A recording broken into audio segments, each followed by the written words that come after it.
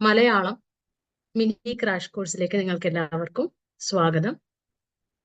നിങ്ങൾ നെറ്റിന് വേണ്ടി ആഗ്രഹിക്കുന്നവരാകാം, JRF വേണ്ടി ആഗ്രഹിക്കുന്നവരാകാം.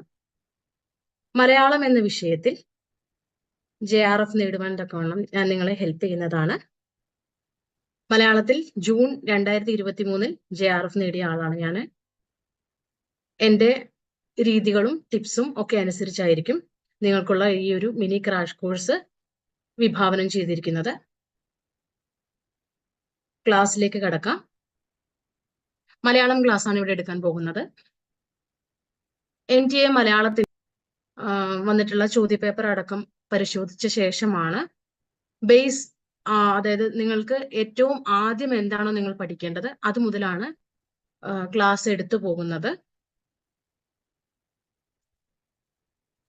മലയാള സാഹിത്യത്തെ കുറിച്ച് പറയുമ്പോൾ മലയാളം സാഹിത്യത്തിന് 2 കൈവഴികളായിട്ടാണ് തിരിഞ്ഞിരിക്കുന്നത്. മലയാളം പ്രാചീന സാഹിത്യം കവിത എന്നൊരു മേഖലയിലൂടെ കടന്നു പോകുമ്പോൾ തന്നെ 2 ആയിട്ട് പിരിയുന്നു: പാട്ടുപ്രസ്ഥാനവും മണിപ്രവാളവും. നിങ്ങൾ ഈ സ്ലൈഡിൽ കാണുന്നത് പോലെ തന്നെയാണ്. എന്തൊക്കെയാണ് നമ്മൾ പ്രാചീന സാഹിത്യത്തിൽ മലയാളത്തിൽ പഠിക്കാനുള്ളത് എന്നാണ് ഇവിടെ നിങ്ങൾക്ക് കാണാൻ കഴിയുക. പാട്ടുപ്രസ്ഥാനം, മണിപ്രവാളം. പ്രാചീന സാഹിത്യത്തിലേക്ക് കടന്നു വരുമ്പോൾ ആദ്യകാല കൃതികളിൽ മിക്കവാറും എല്ലാം തന്നെ പാട്ടുപ്രസ്ഥാനത്തിലും മണിപ്രവാളത്തിലും കടന്നു വരുന്നവയാണ്. അത് ഓരോന്നും ഞാൻ വിശദീകരിച്ച് പറയുന്നതാണ്. അപ്പൊ നിങ്ങൾ അതിന്റെ എങ്ങനെയാണ് ഒരു സാഹിത്യം മലയാളത്തിൽ ഉടലെടുത്തത്, അല്ലെങ്കിൽ എങ്ങനെയാണ് ഭാഷ വളർന്നു വന്നത് എന്നതിനൊക്കെ ഉത്തമ ഉദാഹരണങ്ങളായിട്ട് നമ്മൾ ചൂണ്ടിക്കാണിക്കുന്നത് ഭാഷയിൽ ഉണ്ടാകുന്ന അല്ലെങ്കിൽ ഉണ്ടായിട്ടുള്ള സാഹിത്യകൃതികളെയാണ്. അതുകൊണ്ട് തന്നെ പാട്ടുപ്രസ്ഥാനത്തിൽ വന്ന കൃതികൾ, മണിപ്രവാളത്തിൽ വന്ന കൃതികൾ, ഇതൊക്കെ നമ്മൾ വിശദമായിട്ട് പഠിച്ചു പോയാൽ മാത്രമേ നമ്മൾക്ക് നെറ്റ് അല്ലെങ്കിൽ JRF എന്ന് പറഞ്ഞിട്ടുള്ള ആ ഒരു സ്വപ്നത്തെ നമ്മൾക്ക് കീഴടക്കാൻ, നമുക്ക് നേടിയെടുക്കാൻ കഴിയത്തുള്ളൂ. അപ്പോൾ അതുകൊണ്ട് തന്നെ പാട്ടുപ്രസ്ഥാനം, മണിപ്രവാളം, അത് കഴിഞ്ഞ് വരുന്ന ഗാഥ, ഗാഥയിൽ തന്നെ കൃഷ്ണഗാഥ, പിന്നീട് വരുന്ന കിളിപ്പാട്ട് പ്രസ്ഥാനം, എഴുത്തച്ഛനെ നിങ്ങൾക്കറിയാമല്ലോ. പിന്നെ കീർത്തന സാഹിത്യമാണ്. കീർത്തനങ്ങളിൽ പൂന്താനവും മേൽപ്പത്തൂരും കടന്നു വരുന്ന, മറ്റു കവികളും കടന്നു വരുന്ന കീർത്തന സാഹിത്യം. പിന്നീട് വഞ്ചിപ്പാട്ട്, കുചേലവൃത്തം വഞ്ചിപ്പാട്ടും മറ്റിതര വഞ്ചിപ്പാട്ടുകളും. അത് കഴിഞ്ഞ ശേഷം കാൽപ്പനികത. കാൽപ്പനികതയിൽ തന്നെ കാൽപ്പനികതയുടെ പൂർവ്വഘട്ടം എന്ന് പറയുന്നത് കൊടുങ്ങല്ലൂർ കളരി, പൂന്തോട്ടത്ത് നമ്പൂതിരി, അല്ലെ വെൺമണി മഹൻ, വെൺമണി അച്ഛൻ തുടങ്ങിയ നമ്പൂതിരിമാരുടെ മുക്തകങ്ങൾ, പിന്നെ പച്ചമലയാള കൃതികൾ, അതുപോലെ തന്നെ കേരളവർമ്മ പ്രസ്ഥാനത്തിൽ കേരളവർമ്മയും AR രാജരാജവർമ്മയും തന്നിട്ടുള്ള സംഭാവനകൾ, ഇതൊക്കെ കടന്നു വരുന്ന ഒരു ഏരിയ ഉണ്ട്. അതും കഴിഞ്ഞു കഴിഞ്ഞാൽ നെക്സ്റ്റ് വരുന്നതാണ്, അടുത്തതായിട്ട് വരുന്നത് കാൽപ്പനികതയിലെ പുതുമയായിട്ട് വന്നിട്ടുള്ള ആധുനിക കവിത്രയം, അതുപോലെ തന്നെ അവരുടെ കൃതികൾ, പിന്നീട് വന്നിട്ടുള്ള ഓരോ കവികളും, വിപ്ലവ കവികൾ നമ്മൾ വിളിക്കുന്ന വയലാർ, P. ഭാസ്കരൻ തുടങ്ങിയ കവികൾ, അങ്ങനെയുള്ള ഓരോ കവികളെ കുറിച്ചും. പിന്നീട് ഉത്തരാധുനികതയിലേക്ക് വരുമ്പോൾ അയ്യപ്പ പണിക്കരിൽ തുടങ്ങുന്ന, അല്ലെങ്കിൽ അയ്യപ്പ പണിക്കർ, പിന്നീട് അങ്ങോട്ട് D. വിനയചന്ദ്രൻ തുടങ്ങിയ കുറെ കവികൾ വരുന്നുണ്ട്. അപ്പൊ അങ്ങനെയുള്ള കവിതകൾ, ഇങ്ങനെയാണ് ഒരു മലയാള സാഹിത്യത്തിൽ കവിത എന്നൊരു ഏരിയ കടന്നുപോയിക്കൊണ്ടിരിക്കുന്നത്. പ്രാചീന കവിതയുടെ ആരംഭം നമ്മൾ നോക്കുകയാണെങ്കിൽ പാട്ടുപ്രസ്ഥാനം എന്നും മണിപ്രവാളം എന്നും 2ആയി തിരിയുന്നു എന്ന് ഞാൻ പറഞ്ഞിരുന്നു. പാട്ടുപ്രസ്ഥാനത്തിൽ തന്നെ രാമചരിതം, തിരുനിഴൽമാല, രാമകഥപ്പാട്ട്, പയ്യന്നൂർ പാട്ട്, കണ്ണശന്മാരുടെ കൃതികൾ, കണ്ണശന്മാർ അഥവാ നിരണം കവികൾ, അവരുടെ കൃതികൾ എന്നിവയാണ് പഠിക്കുവാനുള്ളത്. രാമചരിതത്തെ കുറിച്ചാണ് ഇന്ന് വിശദമായിട്ട് പറയാൻ ആഗ്രഹിക്കുന്നത്. എന്നാൽ രാമചരിതത്തെ കുറിച്ച് പറയുന്നതിന് മുമ്പ് നമ്മൾ കുറച്ച് കാര്യങ്ങളൊക്കെ നമ്മൾ അതിന്റെ ഡീറ്റെയിൽ ആയിട്ട്, അല്ലെങ്കിൽ അതിന്റെ കുറച്ച് കാര്യങ്ങൾ നമ്മൾ ബേസ്, എല്ലാത്തിന്റെയും ഏതൊരു കൃതി പഠിക്കുമ്പോഴും അതിനെക്കുറിച്ച് കൂടുതലായിട്ട് അറിയണമെങ്കിൽ അതിന്റെ വേരുകളെ കൂടി അറിഞ്ഞിട്ട് വേണം പഠിക്കാൻ. കാരണം ഇപ്പോഴുള്ള UGCയുടെ ചോദ്യങ്ങളെല്ലാം തന്നെ ആ ഒരു രീതിയിലാണ് കടന്നു വരുന്നത്. ഇപ്പൊ രാമചരിതം എന്ന് പറയുന്ന കൃതി പഠിക്കുമ്പോൾ രാമചരിതവും തിരുനിഴൽമാലയും പാട്ടുപ്രസ്ഥാനത്തിലെ പാട്ടിന്റെ ലക്ഷണങ്ങൾ പൂർണ്ണമായി കാണിക്കുന്ന 2 കൃതികളാണ്. ഈ കൃതികളുടെ മറ്റൊരു പ്രത്യേകത എന്ന് പറഞ്ഞിട്ടുണ്ടെങ്കിൽ അവ ഏറ്റവും കൂടുതൽ അതിന് ഏറ്റവും ലക്ഷണമായിട്ടുള്ള ദ്രമിഡ സംഘാത അക്ഷര നിബദ്ധം എതുകമോന വൃത്തവിശേഷ യുക്തം പാട്ട് എന്നുള്ള പൂർണ്ണമായിട്ടും പാലിക്കുന്നു. ഈ കഴിഞ്ഞ 2023 UGC നെറ്റിന്റെ ചോദ്യപേപ്പറിൽ കണ്ട ഒരു ചോദ്യമുണ്ട്. ഈ പാട്ടുപ്രസ്ഥാനത്തിൽ വൃത്തവിശേഷ യുക്തം, അല്ലെ അതുപോലെ തന്നെ പ്രാസനിബദ്ധം, അങ്ങനെയുള്ള കാര്യങ്ങളെല്ലാം തന്നിട്ട് അതിൽ ഏതാണ് ഏറ്റവും കൂടുതലായിട്ട് ഈ ഒരു ഒരു നമ്മളുടെ കുചേലവൃത്തം വഞ്ചിപ്പാട്ട് വരെ ഒക്കെ വരുന്ന ആ ഒരു കാലഘട്ടം വരെ പാലിച്ച ഒരു നിയമം ഏത് എന്ന് ചോദിച്ചിരുന്നു. ആ ചോദ്യത്തിന്റെ ഉത്തരം വൃത്തവിശേഷയുക്തം എന്നുള്ളതാണ്. അത് ഞാൻ ഈ ഒരു സമയത്ത് പറഞ്ഞു പോകുക, എല്ലാ കൃതികളുടെയും പേരുകൾ ഇവിടെ ഉള്ളത് കൊണ്ട് പറഞ്ഞു പോയതാണ്. അപ്പൊ ഇതിൽ ഓരോന്നും പഠിക്കാനുണ്ട്. പയ്യന്നൂർ പട്ടോല എന്നറിയപ്പെടുന്ന വില്യം ലോഗൻ പേരിട്ട് വിളിച്ചിട്ടുള്ള പയ്യന്നൂർ പാട്ട്, കണ്ണശന്മാരുടെ കൃതികൾ രാമപണിക്കർ, മാധവ പണിക്കർ, ശങ്കര പണിക്കർ എന്നിവരുടെ മൂന്ന് കൃതികൾ മാത്രമല്ല, പിന്നെ ശിവരാത്രി മാഹാത്മ്യം തുടങ്ങിയ അനേക കൃതികൾ പഠിക്കാനുണ്ട്. അപ്പൊ അതിന്റെ ചുരുക്ക രൂപമാണ് ഞാൻ ഇവിടെ എഴുതിയിരിക്കുന്നത്. അടുത്തതായിട്ട് പാട്ട് പ്രസ്ഥാനമല്ലാതെ പിന്നീട് വരുന്നതാണ് സാഹിത്യത്തിൽ മണിപ്രവാളം എന്നുള്ളത്. പ്രാചീന കവിതയിൽ ഉൾപ്പെടുത്താം. അതിൽ തന്നെ പ്രാചീന ചമ്പുക്കൾ എന്ന് പറഞ്ഞൊരു ഏരിയ ഉണ്ട്. ഈ ഒരു ഏരിയ ഡീറ്റെയിൽ ആയിട്ട് പഠിക്കേണ്ട ഏരിയകളാണ് ഇതെല്ലാം. ഉണ്ണിയച്ചി ചരിതം, ഉണ്ണിച്ചിരുദേവി ചരിതം, ഉണ്ണിയാടി ചരിതം. ഉണ്ണിയച്ചി ചരിതം ഇതേ കാലക്രമം പല ചോദ്യപേപ്പറിലും കാണാറുണ്ട്. കാലക്രമത്തിൽ വരുമ്പോൾ ഇങ്ങനെ തന്നെയാണ് ഇതിന്റെ കാലക്രമം വരുന്നത്. ഇതിൽ ഓരോന്നിലും എന്തൊക്കെയാണ് പ്രത്യേകതകൾ, എന്തൊക്കെയാണ് സവിശേഷതകൾ, ഇതെല്ലാം പഠിക്കണം. അതുപോലെ സന്ദേശകാവ്യങ്ങൾ, ഉണ്ണുനീലി സന്ദേശവും ഗോഗ സന്ദേശവുമാണ് പ്രാചീന സന്ദേശകാവ്യം എന്നറിയപ്പെടുന്നത്. അവ അല്ലാതെ വരുന്നത് പിന്നീടുള്ള സന്ദേശകാവ്യങ്ങൾ മധ്യകാല സന്ദേശകാവ്യങ്ങളിലാണ് ഉൾപ്പെടുന്നത്. പിന്നീട് വൈശിക തന്ത്രം എന്ന് പറഞ്ഞിട്ടുള്ള കൃതി, ഏറ്റവും പൂർവമായ അല്ലെങ്കിൽ ഏറ്റവും പ്രാചീനമായ മണിപ്രവാള കൃതി എന്നറിയപ്പെടുന്നത് വൈശിക തന്ത്രമാണ്. പിന്നെ ചന്ദ്രോത്സവം പഠിക്കാനുണ്ട്. മധ്യകാല ചമ്പുക്കൾ, ഇത് ശരിക്കും പ്രാചീനത്തിലും പിന്നീട് വരുന്നതാണെന്ന് പറയാം. എന്നാൽ ഇവിടെ നമ്മൾ അറിഞ്ഞിരിക്കേണ്ടതുണ്ട്. രാമായണം ചമ്പു, മഴമംഗലത്തിന്റെ ഭാരതം നൈഷധം ചമ്പുക്കൾ, രാജരത്നാവലിയം, കൊടിയ വിരഹം, ഇവയൊക്കെ എന്ത് ചെയ്യണം, അറിഞ്ഞിരിക്കണം. പിന്നീട് നമ്മൾ പഠിക്കേണ്ടതായിട്ടുള്ള പ്രധാനപ്പെട്ട പോയിന്റിലേക്കാണ് ഇനി ഞാൻ കടക്കുന്നത്. നമ്മൾ പാട്ട് പ്രസ്ഥാനം എന്നതിൽ രാമചരിതമാണ് ഇന്ന് ഞാൻ ക്ലാസ് എടുക്കാൻ ആഗ്രഹിക്കുന്നത്. ഇത് ലീലാതിലകം എന്ന് പറഞ്ഞിട്ടുള്ള ലക്ഷണ ഗ്രന്ഥം, അതിനെക്കുറിച്ച് അറിഞ്ഞ ശേഷം മാത്രമാണ് നമുക്ക് പാട്ട് പ്രസ്ഥാനത്തിലേക്ക് കടക്കാൻ കഴിയുക. ലീലാതിലകം എന്നത് യഥാർത്ഥത്തിൽ 14ാം ശതകത്തിൽ രചിക്കപ്പെട്ട ഗ്രന്ഥമാണ്. പാട്ടിന്റെയും മണിപ്രവാളത്തിന്റെയും ലക്ഷണ ഗ്രന്ഥമായിട്ട് അറിയപ്പെടുന്ന ഗ്രന്ഥമാണ്. പിന്നെ ഭാഷയിൽ ആദ്യമുണ്ടായ വ്യാകരണ ഗ്രന്ഥം എന്ന്, അതായത് ഭാഷയെക്കുറിച്ച്, ഭാഷ എന്ന് പറയുമ്പോൾ അന്ന് മലയാളം എന്നുള്ള സംജ്ഞ രൂപപ്പെട്ടിരുന്നില്ല. ലീലാതിലകത്തിൽ കാണാൻ കഴിയുന്നത് ഭാഷ തമിഴ് അല്ലെങ്കിൽ കേരള ഭാഷ എന്ന് മാത്രമാണ്. അന്നത്തെ കൃതികളെല്ലാം തന്നെ രചിച്ചിരുന്ന കേരള ഭാഷയിൽ എന്ന് മാത്രമേ പറഞ്ഞിട്ടുള്ളൂ. മലയാളം എന്നൊരു വാക്കുണ്ടായിരുന്നില്ല. ഇതിൽ സംസ്കൃതത്തിൽ എഴുതപ്പെട്ട ലീലാതിലകം സൂത്രം, വൃത്തി, ഉദാഹരണം എന്ന രീതിയിലാണ് അത് രചിച്ചിട്ടുള്ളത് കൊണ്ട് അറിയണം. ഇത് അജ്ഞാത കർത്തൃകമാണ്. ആരാണ് രചിച്ചത് എന്ന് അറിയാൻ കഴിഞ്ഞിട്ടില്ല. ഇതിനകത്ത് 8 ശില്പങ്ങളാണുള്ളത്. 8 ശില്പങ്ങളും വിശദമായിട്ട് ക്ലാസ്സുകൾ പിന്നീട് എടുക്കുന്നതാണ്. 1385-നും 1400-നും ഇടയ്ക്കാണ് കാലമായിട്ട് പ്രൊഫസർ ഇളംകുളം കുഞ്ഞൻപിള്ള അഭിപ്രായപ്പെടുന്നത് ലീലാതിലകത്തിന്റെ കാലഘട്ടത്തെക്കുറിച്ച്. 1-ാം ശില്പത്തിൽ 1-ാം സൂത്രത്തിനകത്താണ് മണിപ്രവാളത്തിന്റെ ലക്ഷണം കൊടുത്തിരിക്കുന്നത്. ഭാഷാ സംസ്കൃത യോഗവും മണിപ്രവാളം എന്നുള്ളതാണ് 1-ാം ശില്പത്തിലെ 1-ാം സൂത്രം എന്ന് പറയുന്നത്. ഇവിടെ ഭാഷയും സംസ്കൃതവും അതിന്റെ യോഗം രണ്ടും തമ്മിലുള്ള, ഇവിടെ ഭാഷ എന്ന് ഉദ്ദേശിച്ചിരിക്കുന്നത് കേരള ഭാഷയും അതുപോലെ തന്നെ സംസ്കൃതം, നിങ്ങൾക്കറിയാം സംസ്കൃതം തന്നെ, അതിന്റെ യോഗമാണ് മണിപ്രവാളം. പിന്നെ അതുപോലെ തന്നെ ലീലാതിലകത്തിൽ കൊടുത്തിരിക്കുന്ന ചില വരികൾ, മറ്റു പലതിൽ നിന്നും എടുത്തിരിക്കുന്ന ചില വരികൾ കൂടി ഉണ്ട്. തമിഴ് സംസ്കൃതം എന്നുള്ള സുമനസ്സുകൾ കൊണ്ടൊരു ഇണ്ടമാല തൊടുക്കിന്റെയും പുണ്ടരീകാശ പൂജയായി എന്ന് പറഞ്ഞ അനന്തപുര വർണ്ണനത്തിലെ വരിയുണ്ട്. അതും അതുപോലെ തന്നെ ലീലാതിലകത്തിൽ തമിഴും അല്ലെങ്കിൽ തമിഴ് അല്ലെ ഭാഷ, അതിന്റെ കൂടെ തന്നെ വരുന്ന സംസ്കൃതം, ഇത് രണ്ടും ഒരു ചെന്തമിഴ് രണ്ടും കൂടി ചെം കളറായിട്ടുള്ള അല്ലെങ്കിൽ ചുവന്ന കളറായിട്ടുള്ള നൂലിന്മേൽ കോർത്തിക്കുന്നത് പോലെയുള്ളതാണ് മണിപ്രവാളം എന്നാണ് ലീലാതിലകകാരൻ പറയുന്നത്. ലീലാതിലകത്തിൽ തന്നെ വേറൊരു വരി, തമിഴുമണി സംസ്കൃത പവിഴം കോക്കിന്റേൻ, തമിഴുമണി സംസ്കൃത പവിഴം കോക്കിന്റേൻ. അത് പല ചോദ്യപേപ്പറിലും ആവർത്തിച്ച ഒരു ചോദ്യം കൂടിയാണ്.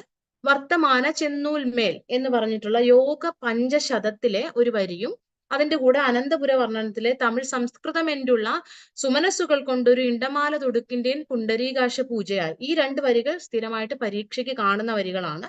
അപ്പൊ ഇത് ഓർക്കേണ്ടത്, മണിപ്രവാളം എന്ന് പറയുന്നത് 2 കാര്യങ്ങളുടെ അതായത് ഭാഷയുടെയും സംസ്കൃതത്തിന്റെയും യോഗമാണ് സൂചിപ്പിക്കുന്നത് എന്നുള്ളതാണ്. രണ്ടാമതായിട്ട് നമ്മൾ പഠിക്കേണ്ടത് 1-ാം ശില്പം 11-ാം സൂത്രത്തിൽ കാണുന്ന പാട്ടിന്റെ ലക്ഷണമാണ്. ഈ പാട്ടിന്റെ ലക്ഷണം എന്ന് പറയുമ്പോൾ ദ്രമിഡ സംഘാത അക്ഷര നിബദ്ധം യതുക മോന വൃത്തവിശേഷ യുക്തം പാട്ട് എന്നുള്ളതാണ് ഒന്നാം ശില്പത്തിലെ 11ാം സൂത്രം. ഇത്രയും കാര്യങ്ങൾ നിങ്ങൾ കൃത്യമായിട്ട് മനസ്സിലാക്കിയാൽ മാത്രമേ അടുത്തൊരു ഘട്ടത്തിലേക്ക് നമ്മൾക്ക് കടക്കാൻ കഴിയൂ. പാട്ടുപ്രസ്ഥാനം എന്ന് പറയുമ്പോൾ തന്നെ ലീലാതിലകത്തിന്റെ 1ാം ശില്പത്തിൽ 11ാം സൂത്രത്തിൽ കാണുന്ന പാട്ടിന്റെ ലക്ഷണം, ഈ ലക്ഷണത്തിൽ എന്തൊക്കെയാണ് വരുന്നത് അത് നമ്മൾ അറിഞ്ഞിരിക്കണം. ദ്രമിഡ സംഘാത അക്ഷര നിബദ്ധം യതുക മൗന വൃത്തവിശേഷ യുക്തം പാട്ട് എന്ന് പറയുമ്പോൾ ദ്രമിഡ സംഘാത അക്ഷരം എന്ന് പറഞ്ഞാൽ എന്താണ്? ദ്രമിഡ സംഘാത അക്ഷരം എന്ന് പറഞ്ഞാൽ തമിഴ് അക്ഷരമാല എന്നാണ് ഉദ്ദേശിക്കുന്നത്. ഞാൻ ഈ പറയുന്ന കാര്യങ്ങളെല്ലാം നിങ്ങൾക്ക് കാണാൻ കഴിയുന്ന 2 പുസ്തകങ്ങളിൽ നിന്നാണ് ഞാൻ ഇത് എടുത്തിരിക്കുന്നത്. ഒന്ന് സാഹിത്യ ചരിത്രം പ്രസ്ഥാനങ്ങളിലൂടെ എന്നതിലെ തമിഴ് മിശ്ര സാഹിത്യം എന്ന് പറഞ്ഞിട്ടുള്ള വിഭാഗം, അതിൽ നിന്നും രണ്ടാമത് കവിതാ സാഹിത്യം, മലയാള കവിതാ സാഹിത്യ ചരിത്രം ലീലാവതി ടീച്ചറുടെ ആ ഒരു ഡോക്ടർ ലീലാവതി എന്ന ടീച്ചറുടെ പുസ്തകത്തിൽ നിന്നുമുള്ള അതിൽ നിന്നുള്ള കാര്യങ്ങളാണ് ഇപ്പോൾ പറഞ്ഞുകൊണ്ടിരിക്കുന്നത്. അപ്പൊ ദ്രമിഡ സംഘാത അക്ഷരം തമിഴക്ഷരമാലയാണ്. തമിഴക്ഷരമാലയിൽ 12 സ്വരങ്ങളും 18 വ്യഞ്ജനങ്ങളുമാണ് ഉള്ളത്. ഈ 12 സ്വരങ്ങളിൽ നിന്നും 18 വ്യഞ്ജനങ്ങളിൽ നിന്നും എടുത്തിട്ടുള്ള അക്ഷരങ്ങൾ മാത്രമാണ് യഥാർത്ഥത്തിൽ എന്ത് ചെയ്യേണ്ടത്, നമ്മൾ പാട്ടിൽ ഉപയോഗിക്കേണ്ടത് എന്നുള്ളതാണ് ഇവിടുത്തെ ഒന്നാമത്തെ ലക്ഷണമായിട്ട് പറയുന്നത്. രണ്ടാമത്തെ ലക്ഷണം എന്ന് പറഞ്ഞാൽ യതുകയാണ്. യതുക എന്ന് പറഞ്ഞാൽ ദ്വിതീയ അക്ഷര പ്രാസം എന്നാണ് അർത്ഥം. എല്ലാ പാദങ്ങളിലും ഓരോ വരിയിലും അക്ഷരം സമാനമായിരിക്കുന്നതിനെയാണ് നമ്മൾ ദ്വിതീയ അക്ഷര പ്രാസം എന്ന് പറയാം. ഉദാഹരണത്തിന് ഞാനിവിടെ ഒരു വരി കൊടുത്തിട്ടുണ്ട്. അതായത് ഈ വരി എന്ന് പറഞ്ഞിട്ടുണ്ടെങ്കിൽ വിഷ്ണു സ്തുതിയാണ്. ഇത് ഏത് പുസ്തകത്തിൽ നിന്ന് എടുത്തതെന്ന് ഗ്രന്ഥകാരന് അറിവില്ല. അത് കൊടുത്തിരിക്കുന്നത് ഈ ഒരു തമിഴ് മിശ്ര സാഹിത്യം എന്നതിൽ സാഹിത്യ ചരിത്രം പ്രസ്ഥാനങ്ങളിലൂടെ കൃതിയിലാണ്. നിങ്ങൾ നോക്കുക, തര തലന്ത നളന്ത പിളന്ത പൊന്നൻ തനക ചെന്നാർ വരുന്താമൽ ബാണൻ തന്നെ കരിമരിന്ത പെരുന്താനവന്മാരുടെ കരളിരുന്ത പുരാനെ മുരാരി കിണ. ഇതാണ് ഉദാഹരണമായി കൊടുത്തിരിക്കുന്ന വിഷ്ണു സ്തുതി എന്ന് പറയുന്നത്. ഈ ഒരു വിഷ്ണു സ്തുതിയിൽ നിങ്ങൾ ആദ്യത്തെ ഒരു ഈ പറഞ്ഞിരിക്കുന്ന യതുക എന്ന് പറയുന്ന പ്രാസം, ഈ പ്രാസം എങ്ങനെയാണ് വന്നിരിക്കുന്നത് നോക്കുക. ഓരോ പാദങ്ങളിലും രണ്ടാമത്തെ അക്ഷരം, ദ്വിതീയ അക്ഷരം എന്ന് പറഞ്ഞാൽ രണ്ടാമത്തെ അക്ഷരം, അത് ഓരോ വരിയിലും അക്ഷരം സമാനമല്ലേ എന്ന് നോക്കൂ. അതായത് ഓരോ പാദത്തിലും തര, രാ എന്ന് പറഞ്ഞാൽ രേഫം, രേഫം എന്നുള്ള ആ ഒരു രാ ഇവിടെ എന്ത് ചെയ്തു, രണ്ടാമത്തെ അക്ഷരം വരുന്നു. പിന്നീട് നോക്കൂ, കരമിരുന്ത, അടുത്ത പാദത്തിലും രണ്ടാമത്തെ അക്ഷരം നോക്കൂ. അപ്പൊ അങ്ങനെ രണ്ടാമത്തെ അക്ഷരങ്ങൾ ഒരുപോലെ വരുന്നു, ഓരോ വരിയിലും വരുന്നതാണ് യതുക എന്ന് പറഞ്ഞാൽ. അടുത്തതായിട്ട് വരുന്നത് മോനയാണ്. എന്താണ് മോന? ഇത് ഒരു ആദ്യാക്ഷരപ്രാസം എന്ന് വേണമെങ്കിൽ പറയാവുന്നതാണ്. ഈ മോന എന്ന് പറഞ്ഞാൽ ഓരോ പാദത്തിലെയും പൂർവോത്തര ഭാഗങ്ങളിലെ ആദ്യ അക്ഷരങ്ങൾ സമാനമായിട്ട് വരുന്നു. നോക്കുക, ഓരോ പാദം എന്ന് പറഞ്ഞാൽ എന്താണ്? ഈ തര തലന്ത നലന്ത പിളന്ത പൊന്നൻ തനക ചെന്താർ വരുന്താമൽ ബാണൻ തന്നെ, ഇത്രയും കാര്യമാണ് എന്തെന്ന് പറയുന്നത് ഒരു പാദം എന്ന് പറയുന്നത്. ഇതിലെ താ എന്ന് പറയുന്ന അക്ഷരം നോക്കുക, ഇവിടെയും താ ഒന്നാണ്, ഇവിടെയും ഒന്നാണ്. അപ്പൊ ഈ 2 അക്ഷരങ്ങളാണ് മോന. ഓരോ പാദത്തിലെയും പൂർവോത്തര ഭാഗങ്ങളിലെ ആദ്യ അക്ഷരം തായാണ്, അത് സമാനമാണ്. ഇനി അടുത്ത് നോക്കൂ, കരമരിന്ത പെരുന്താൻ അവന്മാരുടെ കരളെരിന്ത പുരാനെ മുരാരി കിണ. ഇതിൽ നോക്കുക, ആദ്യ അക്ഷരങ്ങൾ എന്താണ്, ഒരുപോലെ ഇരിക്കുന്നു. ഇതിനെയാണ് നമ്മൾ പറയുന്നത് മോന അഥവാ ആദ്യാക്ഷര സമാനം എന്ന് പറയുന്നത്. ഇത് പറയുമ്പോൾ വേറൊരു കാര്യം കൂടെ പറയട്ടെ. യാ പെരുങ്കലം എന്ന് പറഞ്ഞിട്ടുള്ള തമിഴ് കൃതിയുണ്ട്, യാ പെരുങ്കലം. അതിനകത്തും ഇതുപോലെ തന്നെ പിന്നെ ലക്ഷണം കൊടുത്തിട്ടുണ്ട് യാ പെരുങ്കലത്തിലും. അതുകൂടി ഞാൻ സൂചിപ്പിച്ചു പോകാൻ ആഗ്രഹിക്കുന്നു. ഇവിടെ യതുകയ്ക്ക് പറഞ്ഞിരിക്കുന്നത് സർവേഷു ബി പാദേശു ദ്വിതീയാക്ഷര സാമ്യം യതുക എന്നാണ് ലീലാതിലകത്തിൽ പറഞ്ഞിരിക്കുന്നത്. രണ്ടാം എഴുത്തൊന്റി യൈവ തേ യതുകൈ എന്നാണ് യാ പെരുങ്കലത്തിൽ പറഞ്ഞിരിക്കുന്നത്. രണ്ടാം എഴുത്തൊന്റി യൈവ തേ യതുകൈ എന്നാണ് യാ പെരുങ്കലത്തിൽ പറഞ്ഞിരിക്കുന്നത്. ഓരോ അടിയുടെയും രണ്ടാമത്തെ അക്ഷരം മാത്രയും ഒന്നായിരിക്കണം എന്നാണ് യാ പെരുങ്കലത്തിലും പറഞ്ഞിരിക്കുന്നത്. അത് അതുപോലെ തന്നെയാണ് മോന. പദാധ്യക്ഷരേണ പാദദ്വിതീയ ഭാഗ്യാധ്യക്ഷര സാമ്യം മോനഹ എന്നാണ് ലീലാതിലകത്തിൽ കാണാൻ കഴിയുന്നത്. മുതലെഴുത്തൊന്റി മുടിവതു മോനൈ എന്നാണ് യാ പെരുങ്കലത്തിൽ കാണാൻ കഴിയുന്നത്. മുതലെഴുത്തൊന്റി മുടിവതു മോനൈ എന്നാണ് യാ പെരുങ്കലം പറയുന്നത്. ഇനി പാട്ടിന്റെ ലക്ഷണമായിട്ട് കൊടുത്തിരിക്കുന്നത് ഈ ഒരു വരികൾ നിങ്ങളൊന്ന് ശ്രദ്ധിച്ചു നോക്കൂ. ഇതിനകത്ത് ഈ തര എന്ന് പറയുന്നു. തര എന്ന് പറയുന്നത് യഥാർത്ഥത്തിൽ ധര എന്നുള്ള പദത്തിന്റെ ഒരു രൂപമാണ് അല്ലെ, തര എന്ന് പറയുന്നത്. അതുപോലെ നോക്കൂ, ബാണഹ എന്ന സംസ്കൃതീകൃത രൂപമാണ് ബാണൻ എന്ന് വന്നിരിക്കുന്നത് അല്ലെ. ബാണൻ എന്ന് വന്നിരിക്കുന്നത് ഇതാണ്. അപ്പം അതിൽ വ്യത്യാസം നിങ്ങൾ നോക്കുക. ഇങ്ങനെ വരുന്ന ഒരു പദങ്ങൾ മാറ്റി ആണ് ഇതിനകത്ത് മുഴുവൻ വന്നിരിക്കുന്നത്. അതുകൊണ്ടാണ് നമ്മൾ ദ്രമിഡ സംഘാത അക്ഷരം എന്ന് പറഞ്ഞത്. പിന്നീട് നോക്കുക, ഇത് ഇങ്ങനെ നമ്മൾ മാറ്റി എഴുതുന്നു. അതിന് നമ്മൾ പറയുന്ന പേരാണ് തൽഭവം. തൽഭവത്തിന് മറ്റൊരു പേരും കൂടെ ഉണ്ട്, ആര്യചിതവ്. ആര്യചിതവ് എന്താണ് ആര്യചിതവ് അഥവാ തൽഭവം എന്ന് പല പ്രാവശ്യങ്ങളിലായിട്ട് UGC ചോദിച്ചിട്ടുണ്ട് മുൻകാല ചോദ്യ പേപ്പറുകളിൽ. ആര്യചിതവായിരിക്കും ആ ചോദ്യങ്ങളിലൊക്കെ നിങ്ങൾക്ക് തരുന്നത്. അപ്പൊ ആര്യചിതവ് എന്ന് പറഞ്ഞിട്ടുണ്ടെങ്കിൽ സംസ്കൃത പദങ്ങളെ ദ്രാവിഡമാക്കി മാറ്റുമ്പോൾ സംഭവിക്കുന്നത് എന്തോ അതാണ് ആര്യചിതവ് എന്ന് പറയുന്നത്.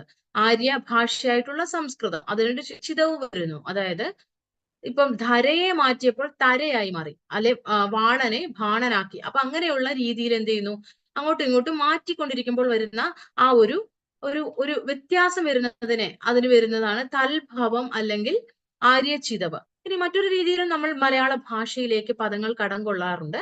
അതിങ്ങനെയാണ്, തൽസമങ്ങളായിട്ടാണ്. ഒരേപോലെ തന്നെ എന്ത് ചെയ്യുന്നു, എടുത്ത് ആ ഭാഷയിൽ നിന്ന്, അത് ഏത് ഭാഷയിൽ നിന്നായിക്കൊള്ളട്ടെ, എടുക്കുന്നതിനെ നമ്മൾ തൽസമങ്ങൾ എന്നാണ് പറയാറുള്ളത്. ഇനി ഇതിനകത്ത് രണ്ട് കാര്യങ്ങൾ ഞാൻ ഇപ്പോൾ പറഞ്ഞു കഴിഞ്ഞു. നിങ്ങൾക്കത് വ്യക്തമായെന്ന് ഞാൻ കരുതുന്നു. മൂന്നാമത്തെ കാര്യത്തിലേക്ക് നമുക്ക് പോകാം. എന്താണത്? വൃത്തവിശേഷം യുക്തം എന്നുള്ളതാണ്. വൃത്തവിശേഷ യുക്തം എന്ന് പറഞ്ഞാൽ പലപ്പോഴും ചോദ്യങ്ങളിൽ കണ്ടിട്ടുള്ള ഒരു ചോദ്യമാണിത്. വൃത്തവിശേഷ യുക്തം എന്ന് പറഞ്ഞാൽ ദ്രാവിഡ വൃത്തങ്ങളെ ഉപയോഗിക്കാവൂ എന്നാണ്. ഒരു ചോദ്യം ഞാൻ പറയാം, മുൻകാല UGC ചോദ്യമായിരുന്നു. വൃത്തവിശേഷ യുക്തം പാട്ട് എന്നുള്ളത് കൊണ്ട് പാട്ട് പ്രസ്ഥാനത്തിന്റെ ലക്ഷണത്തിൽ എന്താണ് ഉദ്ദേശിച്ചിരിക്കുന്നത് എന്നുള്ളതായിരുന്നു ആ ചോദ്യം. ആ ചോദ്യത്തിന്റെ ഉത്തരമായിട്ട് അവർ ഓപ്ഷൻ കൊടുത്തിരുന്നത് ഒന്നാമതായിട്ട് ദ്രാവിഡ വൃത്തങ്ങൾ മാത്രം, രണ്ടാമതായി കൊടുത്തിരുന്നത് ദ്രാവിഡ വൃത്തങ്ങളും അല്പം സംസ്കൃത വൃത്തങ്ങളും, മൂന്നാമത് ദ്രാവിഡ വൃത്തങ്ങളോടൊപ്പം പകുതി സംസ്കൃത വൃത്തങ്ങൾ, അങ്ങനെയായിരുന്നു. സംസ്കൃത വൃത്തങ്ങൾ മാത്രം ഇങ്ങനെയായിരുന്നു. ഈ സംസ്കൃത വൃത്തം എന്ന് പറഞ്ഞാൽ ശാർദൂല, വിക്രീഡിതം, മാലിനി തുടങ്ങിയ വൃത്തങ്ങളൊക്കെയാണ് ഈ സംസ്കൃത വൃത്തങ്ങളിൽ പെടുന്നത്. ഇതിനകത്ത് വന്നിരിക്കുന്ന വൃത്തമാണ് ദ്രാവിഡ വൃത്തങ്ങളിൽ പെടുന്നത്. അപ്പം ദ്രാവിഡ വൃത്തങ്ങൾ മാത്രമേ ഉപയോഗിക്കാവൂ എന്നാണ് വൃത്തവിശേഷം എന്നതുകൊണ്ട് ഉദ്ദേശിക്കുന്നത്. അത് കൃത്യമായി പഠിച്ചു പോകണം. പിന്നീട് ചോദ്യങ്ങളിൽ പലപ്പോഴും സിമ്പിൾ ആയിട്ടുള്ള വളരെ ലളിതമായ ചോദ്യങ്ങളായിരിക്കും തന്നിരിക്കുന്നത്. എന്നാൽ കുട്ടികളെല്ലാം തെറ്റിക്കുന്ന ചോദ്യങ്ങളാണ് ഈ ഒരു ഭാഗത്ത് നിന്ന് വരുന്നത്. വൃത്തവിശേഷം എന്ന് പറഞ്ഞാൽ ദ്രാവിഡ വൃത്തങ്ങൾ ഉപയോഗിക്കണം എന്ന് മാത്രമാണ് ഉദ്ദേശിക്കുന്നത്. അതുപോലെ ദ്രമിഡ സംഘാതാക്ഷരം എന്ന് പറഞ്ഞാൽ അതിലും ചോദ്യം ഉണ്ടായിരുന്നു. ദ്രമിഡ സംഘാതാക്ഷരം എന്ന് പറഞ്ഞാൽ എന്താണ്?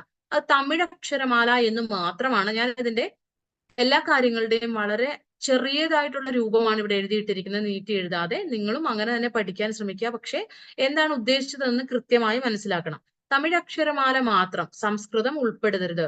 ഇപ്പൊ തമിഴ് അക്ഷരമാല നിങ്ങൾ നോക്കുകയാണെങ്കിൽ നമ്മുടെ അക്ഷരമാലയിൽ എങ്ങനെയാണ് സ്വരങ്ങൾ, വ്യഞ്ജനങ്ങളെ എങ്ങനെയാണ് തിരിച്ചിരിക്കുന്നത്? വ്യഞ്ജനങ്ങളെ നിങ്ങൾ നോക്കുമ്പോൾ ഖരം, അധികരം, മൃദു, ഘോഷം, അനുനാസികം, ഇങ്ങനെയാണ് 5 അക്ഷരങ്ങളെ. അതായത് ക, ഖ, ഘ, ഘ, ങ, ക, ഖ, ഗ, ഘ, ങ ഇതിനെ തിരിച്ചിരിക്കുന്നത്. ഒന്നാമത് വരുന്ന അക്ഷരം ഖരമാണ്, രണ്ടാമത് വരുന്ന അക്ഷരം അധികരമാണ്. അധികരം എങ്ങനെ ഉണ്ടാകുന്നു? ഹ എന്ന് പറഞ്ഞിട്ടുള്ള ഹ് എന്ന് പറയുന്ന ആ ഒരു ഉച്ചാരണം അല്ലെ, ആ ഒരു അക്ഷരം കൂടി ചേരുമ്പോഴാണ് ഘ എന്ന് പറയുന്ന ഒരു അധികരം ഉണ്ടാകുന്നത്. അതുപോലെ മൃദു, ഗ എന്ന് പറയുന്നതിന്റെ കൂടെ ഘ ചേരുമ്പോഴാണ് ഘോഷി അല്ലെ ഘോഷം ഉണ്ടാകുന്നത്. അത് കഴിഞ്ഞിട്ട് വരുന്ന അക്ഷരം ഏതാണ്? അനുനാസികമാണ്. അനുനാസികം ങ. അപ്പൊ ഈ ഒരു അക്ഷരമാലയിൽ ആദ്യത്തെ അക്ഷരവും അവസാനത്തെ അക്ഷരവും, ഈ 2 അക്ഷരങ്ങളാണ് സാധാരണയായിട്ട് തമിഴിൽ ഉണ്ടാകാറുള്ളത്. അതുകൊണ്ടാണ് ഇവിടെ 18 വ്യഞ്ജനങ്ങൾ മാത്രമായി പോയത്. അതായത് ക കഴിഞ്ഞിട്ടുണ്ടെങ്കിൽ പിന്നെ വരുന്നത് ങായാണ്. അപ്പോൾ അങ്ങനെയുള്ള രീതിയിലാണ് അക്ഷരമാല കടന്നു വരാറുള്ളത്. അപ്പൊ ഇതുകൂടി ഓർത്തിരിക്കുക. തമിഴ് അക്ഷരമാല മാത്രമേ ഉപയോഗിക്കാവുള്ളൂ എന്നുകൂടി നിങ്ങൾ ഓർത്തിരിക്കുക. ഇനി ഇതിനകത്ത് തന്നെ അടുത്ത ഒരു പാഠ്യപ്രസ്ഥാനത്തെ കുറിച്ചുള്ള ഇത്രയും കാര്യങ്ങൾ കഴിഞ്ഞു കഴിഞ്ഞാൽ അടുത്തതായിട്ട് നമ്മൾ പഠിക്കേണ്ടത് രാമചരിതമാണ്. ഞാൻ ഇന്ന് ക്ലാസ് എടുക്കാൻ ഉദ്ദേശിച്ചിരിക്കുന്നതും രാമചരിതമാണ്. രാമചരിതത്തെ കുറിച്ച് നിങ്ങളോട് പറയുന്ന രാമചരിതക്കാരൻ എന്ന് പറഞ്ഞാൽ ആരെന്നുള്ളതിനെ കുറിച്ച് പലപ്പോഴും എന്ത് വന്നിട്ടുണ്ട്? ഓരോ രീതിയിലുള്ള പലരുടെയും അഭിപ്രായങ്ങൾ വന്നിട്ടുണ്ട്. അതുപോലെ അതിന്റെ കാലത്തെക്കുറിച്ച് വളരെയധികം അഭിപ്രായങ്ങൾ വന്നിട്ടുണ്ട്, പല ചർച്ചകൾ വന്നിട്ടുണ്ട്, അതിലെ ഭാഷയെക്കുറിച്ച് വന്നിട്ടുണ്ട്. പിന്നെ അതുപോലെ തന്നെ പലരും കവി ആര് ഞാൻ പറഞ്ഞിരുന്നു. പിന്നെ അതുപോലെ രാമചരിതത്തിലെ വരികൾ എങ്ങനെയൊക്കെയാണ് വരുന്നത്, എന്താണ് അതിന്റെ സംഗ്രഹം, എല്ലാം ചോദ്യമായിട്ട് വന്നിട്ടുണ്ട്. അതുപോലെ തന്നെ കുറച്ച് വരികൾ തന്നിട്ട് ഈ വരിയും ആ വരിയും കണ്ണശ രാമായണത്തിൽ നിന്ന് കുറച്ച് വരികൾ തരും, അതുപോലെ രാമചരിതത്തിൽ നിന്ന് കുറച്ച് വരികൾ തരും. എന്നിട്ട് അത് രണ്ടും കൂടെ കൂട്ടി യോജിപ്പിച്ച് ചോദിക്കാറുണ്ട്. അപ്പൊ അങ്ങനെയുള്ള കുറേ ചോദ്യങ്ങൾ ഉൾപ്പെടുന്ന നമ്മുടെ ഓരോ യൂണിറ്റിനും ഏകദേശം ഒരു 20 ചോദ്യത്തോളം വരുന്നത് കൊണ്ട് തന്നെ ഒരു 10 ചോദ്യമെങ്കിലും ഈ ഒരു ഭാഗത്ത് നിന്ന് വരാറുണ്ട്. രാമചരിതവും അതുപോലെ ലീലാതിലകവും ഇതൊക്കെയായിട്ട് ബന്ധപ്പെട്ട ചോദ്യങ്ങൾ സ്ഥിരമായി കാണുന്ന ഈ പരീക്ഷയ്ക്കും ഉണ്ടായിരുന്നു. ഞാൻ ഇവിടെ PYQ എന്ന് രേഖപ്പെടുത്തിയിരിക്കുന്നത് ആ ചോദ്യമാണ്. അപ്പൊ പാട്ടിന്റെ ലക്ഷണം പൂർണ്ണമായും പാലിക്കുന്ന കൃതി ഏതെന്ന് 2 പ്രാവശ്യം രണ്ടിലധികം കുറെ ഏറെ ചോദ്യ പേപ്പറുകളിൽ കാണുന്ന ഒരു ചോദ്യമായിരുന്നു. അതാണ് 2 കൃതികളെ വന്നിട്ടുള്ളൂ. അത് രാമചരിതവും തിരുനിഴൽമാലയാണ്. അതായത് പൂർണ്ണമായിട്ടും എന്ന് പറഞ്ഞിട്ടുണ്ടെങ്കിൽ നമ്മൾ പറഞ്ഞിരിക്കുന്ന ദ്രവിഡ സംഗതാക്ഷരം, അതുപോലെ യദുഗമോന, വൃത്തവിശേഷയുക്തം, ഇതെല്ലാം പാലിക്കുന്ന 2 കൃതികൾ രാമചരിതവും തിരുനിഴൽമാലയാണ്. ഇപ്പൊ രാമചരിതം എടുക്കാൻ പോകുന്നതുകൊണ്ട് തന്നെ ഞാൻ തിരുനിഴൽമാലയെ കുറിച്ച് ഒന്ന് പറയാം. ആറന്മുള അപ്പനെ സ്തുതിക്കുന്ന ഒരു കൃതിയാണ് തിരുനിഴൽമാല എന്ന് പറയുന്നത്. 3 ഭാഗങ്ങളായിട്ട് തിരിച്ചിരിക്കുന്ന ഒരു കൃതിയാണ്. അതായത് ആറന്മുള അപ്പന് മലയർ നൽകുന്ന ബലിയാണ് തിരുനിഴൽമാലയിൽ പ്രതിപാദ്യമായിട്ടിരിക്കുന്നത്. അപ്പൊ അതിനെക്കുറിച്ച് ഡീറ്റെയിൽ ആയിട്ട് പിന്നീട് ക്ലാസ് എടുക്കുന്നതാണ്. ഈ ഒരു രാമചരിതം എന്ന് പറഞ്ഞാൽ ഏറ്റവും പ്രാചീനമായിട്ടുള്ള ഒരു കൃതിയാണ്. പാട്ടുപ്രസ്ഥാനത്തിലെ തന്നെ ഏറ്റവും പ്രാചീനമായിട്ടുള്ള ഒരു കൃതിയാണ്. ഇതിനെ 1814 പാട്ട്, അതുപോലെ 164 പടലങ്ങൾ, ഇതും സ്ഥിരമായിട്ട് പല സ്റ്റേറ്റ്മെന്റ് ചോദ്യങ്ങളായിട്ട് വന്നിട്ടുള്ളതാണ്. ഓരോ നിങ്ങൾക്ക് അറിയാം, 1-2 സ്റ്റേറ്റ്മെന്റുകളായിട്ട് തരും. എന്നിട്ട് അതിനെക്കുറിച്ച് ഒന്നാമത് പറഞ്ഞ ശരി, സ്റ്റേറ്റ്മെന്റ് 1 ശരി, കാരണവുമായിട്ടും 2 രീതിയിലും വന്നിട്ടുള്ള ഒരു ചോദ്യത്തിന്റെ ഇതാണ് ഈ ഒരു 1814. ഇതിനകത്ത് നമ്പറുകൾ മാറ്റിയിടും. 1816 ആണെന്ന് എഴുതും, അതുപോലെ 144 പടലങ്ങളാണ്, അങ്ങനെയാണ് കണ്ടിട്ടുള്ളത്. അപ്പോൾ അത് തെറ്റിച്ച് കളയരുത്. നിങ്ങൾ പ്രത്യേകം പഠിക്കുന്ന കാര്യം കൃത്യമായി പഠിക്കാൻ നിങ്ങൾ ശ്രദ്ധിക്കുക. അപ്പൊ മിക്ക പടലങ്ങളിലും 11 പാട്ടുകൾ വീതമാണ് സാധാരണയായിട്ടുണ്ട് ഉള്ളത്. അത് പ്രത്യേകം ശ്രദ്ധിക്കേണ്ടതാണ്. ഇതും സ്റ്റേറ്റ്മെന്റിൽ വന്നിരുന്നു. 12 പാട്ടുകളാണ് മിക്ക പടലങ്ങളിലും കാണുന്നത് എന്നുള്ള രീതിയിൽ വന്നിരുന്നു. പിന്നെ അതുപോലെ തന്നെ 11 പാട്ട്, അതുപോലെ തന്നെ 10 വീതം വരുന്ന 4 പടലങ്ങളാണുള്ളത്. 12 വീതം വന്നിട്ടുള്ള 14 പടലങ്ങളാണ് വന്നിട്ടുള്ളത്. അപ്പൊ ഇത്രയും കാര്യങ്ങൾ ചേർന്നതാണ് രാമചരിതത്തിലെ പടലങ്ങൾ എന്ന് പറഞ്ഞിട്ടുണ്ടെങ്കിൽ എന്താണ്? പടലങ്ങൾ എന്ന് പറഞ്ഞാല് അതിന്റെ ഓരോ അധ്യായത്തിനും കൊടുത്തിരിക്കുന്ന പേരുകളാണ് ഈ പടലങ്ങൾ എന്ന് പറഞ്ഞിട്ടുള്ളത്. പിന്നെ ഇതിനകത്ത് ആരംഭിക്കുന്നത് എങ്ങനെയാണ്? കാനനങ്ങളിൽ അരൻ കളിറുമായി കരുണിയായി കാർനെടുങ്കണ്ണുമ തമ്മിൽ വിളയാടി നടന്ന എന്ന് തുടങ്ങുന്നതാണ്. ഇപ്പോൾ ആരംഭിക്കുന്നത് എങ്ങനെയെന്ന് ചോദിക്കാറുണ്ട്. നിങ്ങൾ ഈ 2 വരികൾ നോക്കുക. ഇവിടെ ഏതാണ്? ആദ്യാക്ഷരപ്രാസമാണ്. കാനനങ്ങളിൽ ക. അപ്പോൾ കാനനങ്ങളിൽ എന്നുള്ളത് കണ്ടാൽ ഉടനെ നിങ്ങൾ ഓർക്കേണ്ടത് ഇത് രാമചരിതം ആരംഭിക്കുന്നതാണ്. രാമചരിതത്തിലെ ഒരു കാര്യം എപ്പോഴും പരീക്ഷയ്ക്ക് വരുന്ന ഒരു കാര്യമുണ്ട്. അതായത് ഇതിന്റെ ഊനമറ്റെഴുമീ രാമചരിതത്തിൽ ഒരു തെല്ലൂഴിയിൽ ചെറിയവർ കറിയുമാർ ഉര ചെയ്യുവാൻ. ഊനമറ്റെഴുമീ രാമചരിതത്തിൽ ഒരു തെൽ ലൂഴിയിൽ, ഊഴിയിൽ എന്ന് വെച്ചാൽ ഭൂമിയിൽ, ചെറിയവർ കറിയുമാറു ചെയ്യുവാൻ. അത് ചോദ്യമാണ്. ഇതിനകത്ത് ചോദ്യങ്ങൾ 2 രീതിയിലാണ് വന്നിട്ടുള്ളത്. ഒന്നാമതായിട്ട് വന്നിട്ടുള്ളത് ഒരു തെല്ല് എന്നതുകൊണ്ട് എന്താണ് ഉദ്ദേശിച്ചിരിക്കുന്നത്? ഒരു തെല്ല്. രണ്ടാമത് വന്നിരിക്കുന്നത് ചെറിയവർ, ഇവർ ആരാണ്? എന്നിട്ട് അന്നത്തെ പണ്ഡിതന്മാർ, അല്ലെങ്കിൽ അന്നത്തെ പാമരന്മാർ, പിന്നെ സംസ്കൃതം നന്നായി അറിയുന്ന ആളുകൾ, പിന്നെ ദ്രമിഡ സംഗതാക്ഷരം പഠിച്ചവർ, അങ്ങനെയൊക്കെ ആയിരിക്കും ഓപ്ഷൻ വരിക. അപ്പോൾ ഇതിനകത്ത് നിങ്ങൾ അറിയേണ്ടത് രാമായണത്തിലെ യുദ്ധകാന്ഡമാണ് രാമചരിതത്തിലേക്ക് അദ്ദേഹം എന്ത് ചെയ്തത്? എടുത്തിരിക്കുന്നത്. ആ കൃതി എഴുതുവാൻ അദ്ദേഹത്തിന് എടുത്തിരിക്കുന്ന ആകെ രാമായണത്തിൽ, അതായത് അധ്യാത്മ രാമായണം എന്ന് പറഞ്ഞ രാമായണം അധ്യാത്മ രാമായണമല്ല, രാമായണം നമ്മുടെ വാൽമീകി രാമായണമാണ്. അതും ചോദ്യം വന്നിട്ടുണ്ട്. അധ്യാത്മ രാമായണം എന്നുള്ളത് എഴുത്തച്ഛൻ എഴുതിയതാണ്. രാമചരിതം വന്നതിന് എത്രയോ കാലം കഴിഞ്ഞിട്ടാണ് നമുക്ക് അധ്യാത്മ രാമായണം ഉണ്ടാകുന്നത്. അപ്പോൾ അതും ഒരു ചോദ്യമായിട്ട് വരാറുള്ളതാണ്. അപ്പോൾ രാമായണം യുദ്ധകാന്ഡം, വാൽമീകി രാമായണം, പിന്നെ കുറച്ചൊക്കെ കമ്പ രാമായണത്തിലേക്ക് ഇത് കടക്കുന്നുണ്ട്. അതും പ്രത്യേകമായിട്ട് ഓർത്തിരിക്കേണ്ടതാണ്. രാമായണത്തിന്റെ യുദ്ധകാന്ഡത്തിനെ അവലംബമാക്കിയത് കൊണ്ടാണ് ഇതിനെ ഒരു തെല്ല് എന്ന് പറയുന്നത്. മുഴുവനായിട്ടുള്ള അതിന്റെ ഒരു സംഗ്രഹമോ അല്ലെങ്കിൽ ആ ഒരു നമ്മുടെ രാമായണം എന്ന് പറയുന്ന ഇതിഹാസമോ ഇതിനകത്തില്ല, യുദ്ധകാന്ഡം മാത്രമാണ്. അപ്പോൾ എന്തുകൊണ്ടാണ് അദ്ദേഹം കവി യുദ്ധകാന്ഡം മാത്രം എടുത്തത് എന്ന് ചോദിച്ചിട്ടുണ്ടെങ്കിൽ, അദ്ദേഹം ഭടജനങ്ങളെ ഉദ്ദേശിച്ചാണ് എന്നാണ് ഒരു വാദം വരുന്നത്. അതായത് ഭടജനങ്ങൾ എന്ന് പറഞ്ഞിട്ടുണ്ടെങ്കിൽ അന്നത്തെ കാലത്തെ കൂടുതലായിട്ട് വരുന്ന ക്ഷത്രിയന്മാരും അവരുടെ യുദ്ധങ്ങളും ഒക്കെ ആയതുകൊണ്ട് അവർക്കൊരു ഒരു പാമരന്മാരായിരിക്കുന്ന കൂടുതൽ സംസ്കൃതം അറിയുന്നവർക്ക് വേണ്ടി എഴുതപ്പെട്ടതല്ല രാമചരിതം എന്നും, അതുപോലെ തന്നെ അവരെ ഒരു പാമരന്മാരായിട്ടുള്ള എല്ലാവർക്കും വായിച്ചാൽ അറിയുന്ന രീതിയിലുള്ള ഭാഷയിൽ അദ്ദേഹം അന്ന് എഴുതിക്കൊണ്ടിരുന്ന ചെന്തമിഴിലോ സംസ്കൃതത്തിലോ എഴുതാതെ ഈ രാമചരിതത്തെ അദ്ദേഹം എന്ത് ചെയ്തു, ദ്രാവിഡ ആ ഒരു ശ്രമിഡ സംഘാത അക്ഷരത്തിലേക്ക് കൊണ്ടുവന്ന് അതിൽ എഴുതി എന്നുകൂടി എന്ത് ചെയ്യുന്നുണ്ട്, വാദം വന്നിട്ടുണ്ട്. അപ്പൊ അതുകൊണ്ട് തന്നെ അതും നമ്മൾ ശ്രദ്ധിച്ചു പഠിക്കേണ്ടതാണ്. ഊനമെറ്റെഴുമി രാമചരിതത്തിൽ ഒരു തെല്ലൂഴിൽ ചെറിയവർ, ആരാണ് ഈ ചെറിയവർ എന്നുള്ളതാണ് അടുത്ത UGCയുടെ ചോദ്യം. അതിങ്ങനെയാണ്, ചെറിയവർ എന്ന് പറഞ്ഞിട്ടുണ്ടെങ്കിൽ അവർ പാമരന്മാരാണ് എന്നാണ്, പണ്ഡിതന്മാരല്ല. എല്ലാവരും പാമര ജനങ്ങൾക്ക് വേണ്ടിയുള്ളതാണ് രാമചരിതം എന്നുള്ളതാണ്. ഇനി രാമചരിതത്തെ കുറിച്ച് നമ്മൾ പഠിക്കേണ്ടത് അടുത്തൊരു ചോദ്യം വരുന്നതാണ്, എങ്ങനെയാണ് രാമചരിതം കണ്ടെത്തിയത്, എവിടെയാണ് കണ്ടെത്തിയത്, ആരാണ് കണ്ടെത്തിയത്, അല്ലെങ്കിൽ ആരാണ് അതിനെക്കുറിച്ച് പ്രതിപാദിച്ചത്, ഇങ്ങനെയുള്ള കാര്യങ്ങളാണ് അടുത്തതായിട്ട് വരുന്നത്. അത് ഈ പറഞ്ഞതുപോലെ പണ്ഡിത ശ്രദ്ധയിലേക്ക് രാമചരിതം കൊണ്ടുവന്നത് ഹെർമൻ ഗുണ്ടർട്ട് ആണ്. ഹെർമൻ ഗുണ്ടർട്ട് അത് കൊണ്ടുവന്നത് എങ്ങനെ എന്ന് ചോദിച്ചാൽ, രാമചരിതത്തെ കുറിച്ച് അദ്ദേഹം എന്ത് ചെയ്തു, നിഘണ്ടുവിന്റെ, അതായത് 1872 അദ്ദേഹം എഴുതിയ ഒരു മലയാളം ഇംഗ്ലീഷ് നിഘണ്ടു ഉണ്ട്. ആ നിഘണ്ടുവിന്റെ മുഖവുരയിലാണ് ആദ്യമായിട്ട് ഹെർമൻ ഗുണ്ടർട്ട് അതിനെക്കുറിച്ച് പരാമർശിച്ചിട്ടുള്ളത്. അപ്പൊ ഈ ഒരു മലയാളത്തിന്റെ സ്വഭാവം എല്ലാം ഉൾക്കൊള്ളുന്ന ആദ്യത്തെ പാട്ടുകൃതിയായിട്ടാണ് അദ്ദേഹം അതിനെ പറയുന്നത്, ഹെർമൻ ഗുണ്ടർട്ട്. അതുപോലെ തന്നെ അദ്ദേഹം അവിടെ ഒന്ന് സൂചിപ്പിച്ചു പോയതേ ഉള്ളൂ, 12-13 നൂറ്റാണ്ടുകൾക്കിടയിലാണ് ഇത് ഈ ഒരു രാമചരിതം എന്നുകൂടി അദ്ദേഹം എന്ത് ചെയ്യുന്നു, അവിടെ സൂചിപ്പിക്കുന്നുണ്ട്. അതാണ് ഒന്നാമതായിട്ട് നമ്മൾ ഓർക്കേണ്ടത്. പണ്ഡിത ശ്രദ്ധയിൽ കൊണ്ടത് ഗുണ്ടർട്ട് ആണെന്ന് ഓർക്കണം. എവിടെയാണ് അത് വന്നതെന്ന് ഓർക്കണം.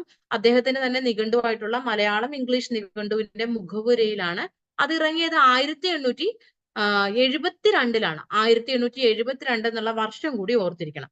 അടുത്തതായിട്ട് 1917 1917 30 പടലം പ്രാചീന മലയാള മാതൃകകൾ എന്ന കൃതിയിൽ അതിനെക്കുറിച്ചും അതിന്റെ രാമചരിതത്തിന്റെ പ്രസക്തിയെക്കുറിച്ചും അതിലെ ഭാഷയെക്കുറിച്ചും ഒക്കെ ഉള്ളൂർ എസ് പരമേശ്വര അയ്യർ എന്ത് ചെയ്തു, മഹാകവി, അദ്ദേഹം എന്ത് ചെയ്തു, പ്രാചീന മലയാള മാതൃകകൾ എന്നുള്ള കൃതിയിൽ 30 പടലം പ്രസിദ്ധീകരിക്കുന്നു.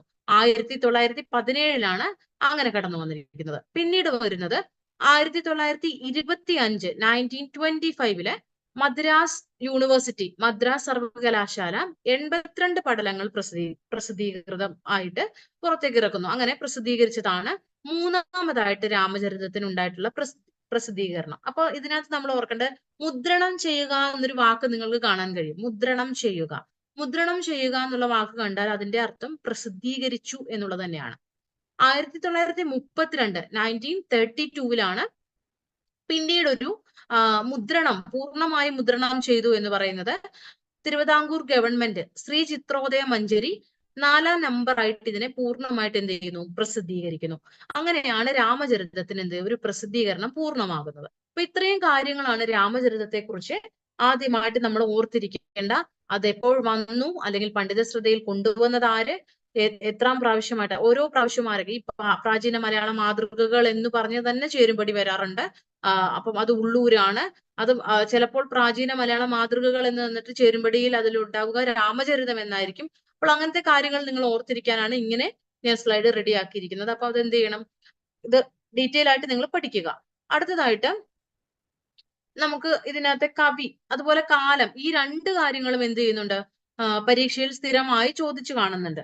ഇപ്പോൾ ഉദാഹരണം പറയുകയാണെങ്കിൽ ഈ ഒരു കാലത്തെക്കുറിച്ച് സംസാരിക്കാം. കാലത്തെക്കുറിച്ച് പറയുമ്പോൾ ഞാൻ പറഞ്ഞിരുന്നു, ഗുണ്ടർട്ട് 12-13 നൂറ്റാണ്ടുകൾക്കിടയിലാണെന്ന് പറയുന്നു. അതുപോലെ തന്നെ ഉള്ളൂർ അദ്ദേഹം പറയുന്നത്, ഉള്ളൂരിന്റെ അഭിപ്രായത്തില് ക്രിസ്തുവർഷം 12-ാം ശതകമാണ് ഈ ഒരു രാമചരിതത്തിന്റെ കാലം എന്നാണ് ഉള്ളൂർ പറയുന്നത്. അതുപോലെ തന്നെ അദ്ദേഹം അതിന്റെ വർഷം കണക്കാക്കി പറയുന്നത് 1195 മുതൽ 1208 വരെയാണ് ഉള്ളൂർ പറയുന്നത്.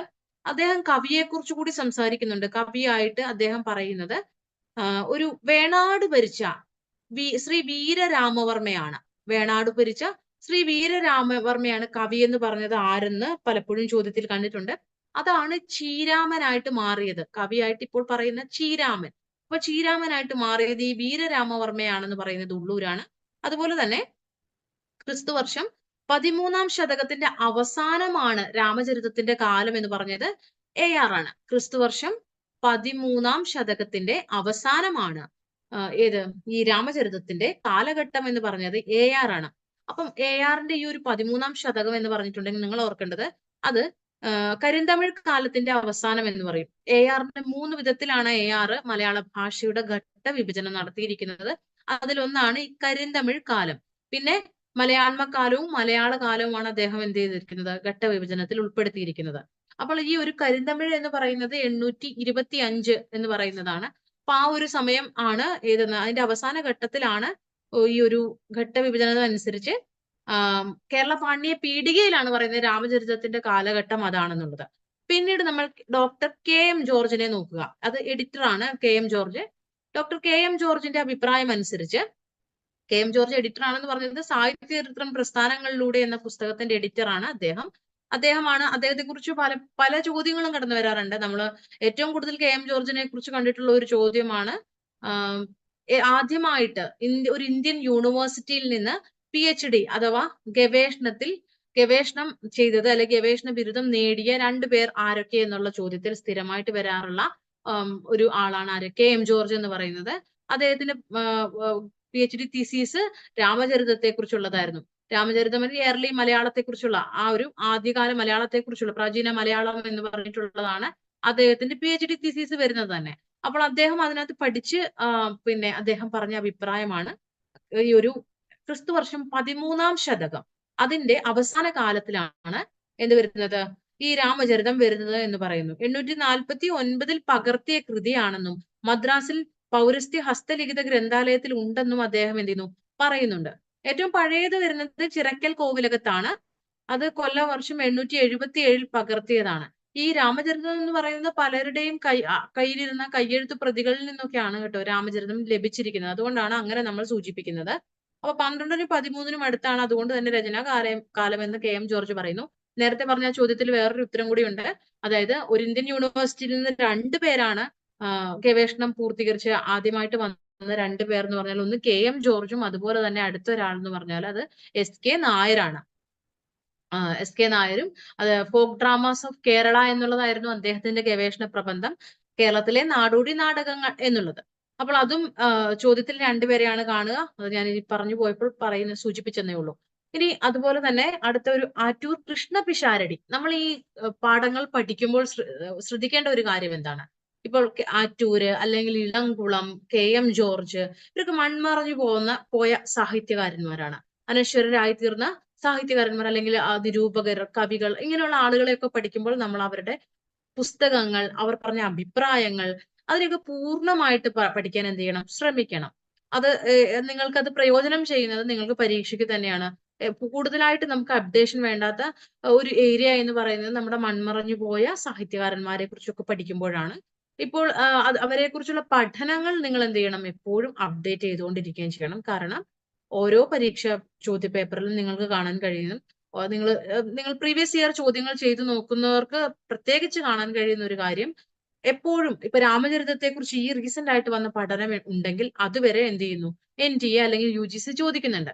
അപ്പൊ നമ്മൾ ഈ ഒരു ആളെ പഠിക്കുമ്പോൾ അവരെന്തൊക്കെ പറഞ്ഞിട്ടുണ്ടോ അതൊക്കെ നമ്മൾ എന്ത് ചെയ്യണം, പഠിച്ചു വെക്കാൻ ശ്രമിക്കുക. പിന്നെ പ്രത്യേകിച്ച് അറിയേണ്ട ഒരു കാര്യം, ഇവരുടെയൊക്കെ ഒരു കാലഘട്ടങ്ങൾ, അതായത് ഒരേ കാലഘട്ടത്തിൽ ജീവിച്ചിരുന്ന കുറെ ആളുകളുണ്ട്. ഇപ്പൊ AR, അതുപോലെ കേരളവർമ്മ, പിന്നെ അതുപോലെ തന്നെ വരുന്നതാണ് ആറ്റൂര് അല്ലെ KM ജോർജ്, ഉള്ളൂര്. ഇവരൊക്കെ ഏകദേശം കുറച്ച് കാലഘട്ടങ്ങളിൽ അവർ ഒരുമിച്ചുണ്ടായിരിക്കും. അപ്പോൾ ആ ഒരു കാലഘട്ടത്തിലുള്ളവരെല്ലാം പഠിച്ചെടുക്കുമ്പോൾ ഈ ഒരു ക്വസ്റ്റ്യൻ വരുമ്പോൾ എങ്ങനെയാണ് നിങ്ങൾക്ക് പ്രയോജനപ്പെടുന്നത് എന്നാണ് ഞാൻ പറയാൻ പോകുന്നത്. നമുക്കൊരു ചോദ്യം കിട്ടി രാമചരിതത്തെ കുറിച്ച്. അപ്പോൾ ആ ചോദ്യത്തിനകത്ത് 4 ഓപ്ഷൻ നിങ്ങൾക്ക് നൽകിയിട്ടുണ്ടാവും. അപ്പം അതിന്റെ ഉത്തരം ഇപ്പോൾ ഗുണ്ടർട്ടാണെന്ന് വിചാരിക്കുക. ഗുണ്ടർട്ടാണ് എന്നുണ്ടെങ്കിൽ നിങ്ങൾക്കൊരു എസ് ഗുപ്തൻ നായരോ അല്ലെങ്കിൽ MP പോളോ അല്ലെങ്കിൽ ആ കാലഘട്ടം കഴിഞ്ഞു വന്നിരിക്കുന്ന ഒരാളെ കുറിച്ചാണ് 4 പേരാണ് അല്ലെങ്കിൽ 2 3 പേരാണെങ്കിൽ നിങ്ങൾക്ക് ആ ഓപ്ഷൻ സുഖമായിട്ട് ഡിലീറ്റ് ചെയ്ത് കളയാൻ കഴിയും. ഡിലീറ്റ് ചെയ്യാന്ന് പറഞ്ഞാൽ നമുക്ക് ആ ഉത്തരത്തിൽ നിന്ന് ഡിലീറ്റ് ചെയ്ത് നമ്മുടെ മനസ്സിനെ ഇവരിൽ 2 പേരിൽ ആരെങ്കിലും ഒരാളാണെന്നുള്ള കൃത്യമായിട്ട് ഉത്തരത്തിലേക്ക് എത്തും. പിന്നീട് നമ്മൾ എന്ത് ചെയ്യണം? നമ്മൾ അതിനെക്കുറിച്ച് നന്നായിട്ട് ആലോചിക്കുമ്പോൾ നമുക്ക് കൃത്യ ഉത്തരത്തിലേക്ക് എത്തിച്ചേരാൻ കഴിയും എന്നുള്ളതാണ് എന്റെ ഒരു എക്സാമിനേഷന്റെ ഞാൻ പല എക്സാം എഴുതിയതിൽ നിന്ന് എനിക്ക് മനസ്സിലാക്കാൻ സാധിച്ചത്. ഈ ഒരു പാറ്റേണിൽ ഇങ്ങനെ തന്നെയാണ് സാധാരണയായിട്ട് ചോദ്യം വരാറുള്ളത്. ഇപ്പൊ രാമചരിതത്തിലേക്ക് കുറിച്ച് പറഞ്ഞിരിക്കുന്ന അല്ലെ അതിനെക്കുറിച്ച് പഠിച്ച ആളുകളുടെ അഭിപ്രായങ്ങളാണ് കൂടുതലായിട്ടും രാമചരിതത്തിൽ വരുന്നത്. ഉദാഹരണം വേറൊരു കാര്യത്തിൽ കൂടി പറയട്ടെ. കണ്ണച്ച രാമായണം എന്ന് പറഞ്ഞിട്ടുണ്ടെങ്കിൽ സ്ഥിരമായിട്ട് ചോദ്യത്തിന്റെ ഉത്തരം പുതുശ്ശേരി രാമചന്ദ്രനായിരിക്കും. കാരണം എന്താണ്? പുതുശ്ശേരി ആവാനുള്ള കാരണം അദ്ദേഹത്തിന്റെ PhD തീസിസ് എന്ന് പറയുന്നത് കണ്ണശ രാമായണത്തിലാണ്. അപ്പൊ അതുകൊണ്ട് തന്നെ ഉത്തരം അദ്ദേഹം തീസിസിൽ എന്താണോ ഉൾപ്പെടുത്തിയിരിക്കുന്നത് അതായിരിക്കും. അപ്പോൾ അങ്ങനെ ചില കാര്യങ്ങളുണ്ട്. ഇപ്പൊ PK നാരായണപിള്ള കണ്ടെടുത്തിട്ടുള്ള കൃതികൾ ആ ഒരു കാര്യം വരും. ഇപ്പൊ MM പുരുഷോത്തമൻ നായർ കണ്ടെടുത്തിട്ടുള്ള കൃതിയാണ് തിരുനിഴൽമാല. അദ്ദേഹമാണ് അതിന്റെ പാഠവും പഠനവും ഒക്കെ എഴുതിയിരിക്കുന്നത് കൊണ്ട് തന്നെ അദ്ദേഹമായിരിക്കും മിക്കവാറും സ്റ്റേറ്റ്മെന്റ് ആയിട്ട് ഇത് ആരുടെ അഭിപ്രായമാണ് എന്ന് ചോദിക്കുന്ന സ്റ്റേറ്റ്മെന്റ് ചോദ്യങ്ങളുടെ എല്ലാം ഉത്തരമായി വരുന്നത് അത് പുരുഷോത്തമൻ നായർ എന്നുള്ള ആ ഒരു പ്രൊഫസറുടെ പേരായിരിക്കും. അതുപോലെ തന്നെ അടുത്തതായിട്ട് വരുന്നത് നിങ്ങൾക്ക് പിന്നെ കണ്ണശ രാമായണത്തെ കുറിച്ച് ചോദിക്കുകയാണെങ്കിൽ അത് പുതുശ്ശേരിയാണ്, ഞാൻ പറഞ്ഞു. പിന്നെ PK നാരായണ പിള്ള കണ്ടെടുത്തിരിക്കുന്നത് ഇപ്പം രാമകഥപ്പാട്ട് പോലെയുള്ളത്. അപ്പൊ അതിന്റെ ഉത്തരം മിക്കവാറും PK നാരായണ പിള്ളയിലേക്ക് തന്നെ എത്തിച്ചേരും. അങ്ങനെ ഓരോന്നിനും എന്തുണ്ട്? ഓരോന്നിനും അതിലെ പഠിച്ച ആളുകൾ അതുപോലെ അതിനെക്കുറിച്ച് പറഞ്ഞ ആളുകൾ അവരുടെ ഒരു ഗണം തന്നെയുണ്ട്. അപ്പൊ ആ ഗണങ്ങളെ നമ്മൾ ആദ്യം തന്നെ മനസ്സിലാക്കി എടുക്കുക എന്നുള്ളതും എങ്ങനെയാണ്? നമ്മൾ കൂടുതലായിട്ട് സാഹിത്യ ചരിത്രങ്ങൾ വായിക്കുകയും അല്ലെങ്കിൽ അതുപോലെ അത്രയും ഡീപ്പായിട്ടുള്ള ഡീറ്റെയിൽ ആയിട്ടുള്ള നമുക്ക് അതിന്റെ നോട്ടുകൾ നമുക്ക് ലഭിക്കുകയും ചെയ്യുമ്പോഴാണ്. ഇപ്പൊ നിങ്ങളുടെ കൈകളിൽ രാമചരിതമോ നിങ്ങളുടെ കൈകളിൽ സാഹിത്യ ഗ്രന്ഥങ്ങളില്ല, അല്ലെങ്കിൽ നിങ്ങളുടെ അടുത്ത് ലൈബ്രറികളില്ല. ഇതൊക്കെ കൊണ്ട് നിങ്ങൾക്ക് എങ്ങനെയാണ് പിന്നെ പരീക്ഷ ജയിക്കാൻ കഴിയുക? അപ്പോൾ അങ്ങനെയുള്ള പരീക്ഷകളിലേക്ക് നിങ്ങൾ കൃത്യമായ ഉപാദാനങ്ങളോട് കൂടിയുള്ള ക്ലാസ്സുകൾ നിങ്ങൾ അറ്റൻഡ് ചെയ്യണം എന്നുള്ളതാണ്. നമ്മൾ കുറച്ച് വൺ വേർഡ് ആയിട്ടുള്ള ചോദ്യങ്ങൾ NTA ഒഴിവാക്കിയിട്ടുണ്ട്. നിങ്ങൾ 2023 ഡിസംബർ വരെയുള്ള മിക്കവാറും ചോദ്യ പേപ്പറുകൾ നോക്കുകയാണെങ്കിൽ ഇപ്പൊ 2023 ഡിസംബറിൽ മുഴുവൻ തന്നിരിക്കുന്നത് കാലക്രമമാണ്. അപ്പോൾ ഒരു കൃതിയുടെയും കാലക്രമം വിട്ടുപോകാൻ പാടില്ല എന്നുള്ളത് ഓർമ്മിപ്പിച്ചിട്ടുള്ള ഒരു ക്വസ്റ്റ്യൻ പേപ്പർ ആയിരുന്നു 2023 ഡിസംബറിലേത്. 2023 ജൂണിൽ എഴുതിയ ക്വസ്റ്റ്യൻ പേപ്പറിലും സ്റ്റേറ്റ്മെന്റ് ഇഷ്ടം പോലെ ഉണ്ടായിരുന്നു, കാലക്രമം ഇഷ്ടം പോലെ ഉണ്ടായിരുന്നു.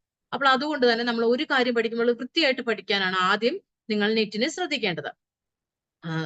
കൂട്ടിച്ചേർത്തന്നേ ഉള്ളൂ. അപ്പോൾ ആറ്റൂർ കൃഷ്ണ പിഷാരടി കൊല്ലവർഷം 6-ാം ശതകം എന്നുള്ളതാണ് അദ്ദേഹം രാമചരിതത്തിന്റെ കാലക്രമമായിട്ട് അല്ലെ കാലഘട്ടമായിട്ട് എന്ത് ചെയ്യുന്നത്, രചനാകാലമായിട്ടൊക്കെ പറഞ്ഞത് 6-ാം ശതകമാണ് കൊല്ലവർഷത്തിന്റെ എന്ന് പറയുന്നത്. പിന്നീട് പറഞ്ഞത് ഇളംകുളമാണ്. ഇളംകുളം കുഞ്ഞൻ പിള്ള പറയുന്നത് 12-നും 13-നും ഇടയ്ക്കാണ് എന്നാണ്. അടുത്താണ് അതിന്റെ ഇടയ്ക്കാണ് എന്ന് പറഞ്ഞത് ഇളംകുളം കുഞ്ഞൻ പിള്ളയാണ്. പിന്നെ അതുപോലെ തന്നെ നമ്മുടെ ഭാഷാ ചരിത്രകാരനായിട്ടുള്ള R നാരായണ പണിക്കരുടെ പ്രത്യേകത എന്താണ്? അദ്ദേഹമാണ് ആദ്യമായിട്ട് ഒരു കേന്ദ്ര സാഹിത്യ അക്കാദമി അവാർഡിനെ മലയാളത്തിലേക്ക് കൊണ്ടുവന്നിട്ടുള്ളത്. അദ്ദേഹത്തിന്റെ ഭാഷാ ചരിത്രത്തിലായിരുന്നു അത് വന്നത്. അപ്പൊ അദ്ദേഹം രാമചരിതത്തെ കുറിച്ച് എന്താണ് പറഞ്ഞതെന്ന് കേൾക്കാം. രാമചരിത കർത്താവ് ഒരു ചീരാമൻ എന്നല്ലാതെ അദ്ദേഹം 369 കഠിനംകുളം രേഖയിൽ കാണുന്ന ശ്രീരാമവർമ്മയോ വേറെ ഒരു ശിവരാമനോ എന്ന് നിർണയിക്കാൻ തരമില്ലാതെ ആണിരിക്കുന്നത്.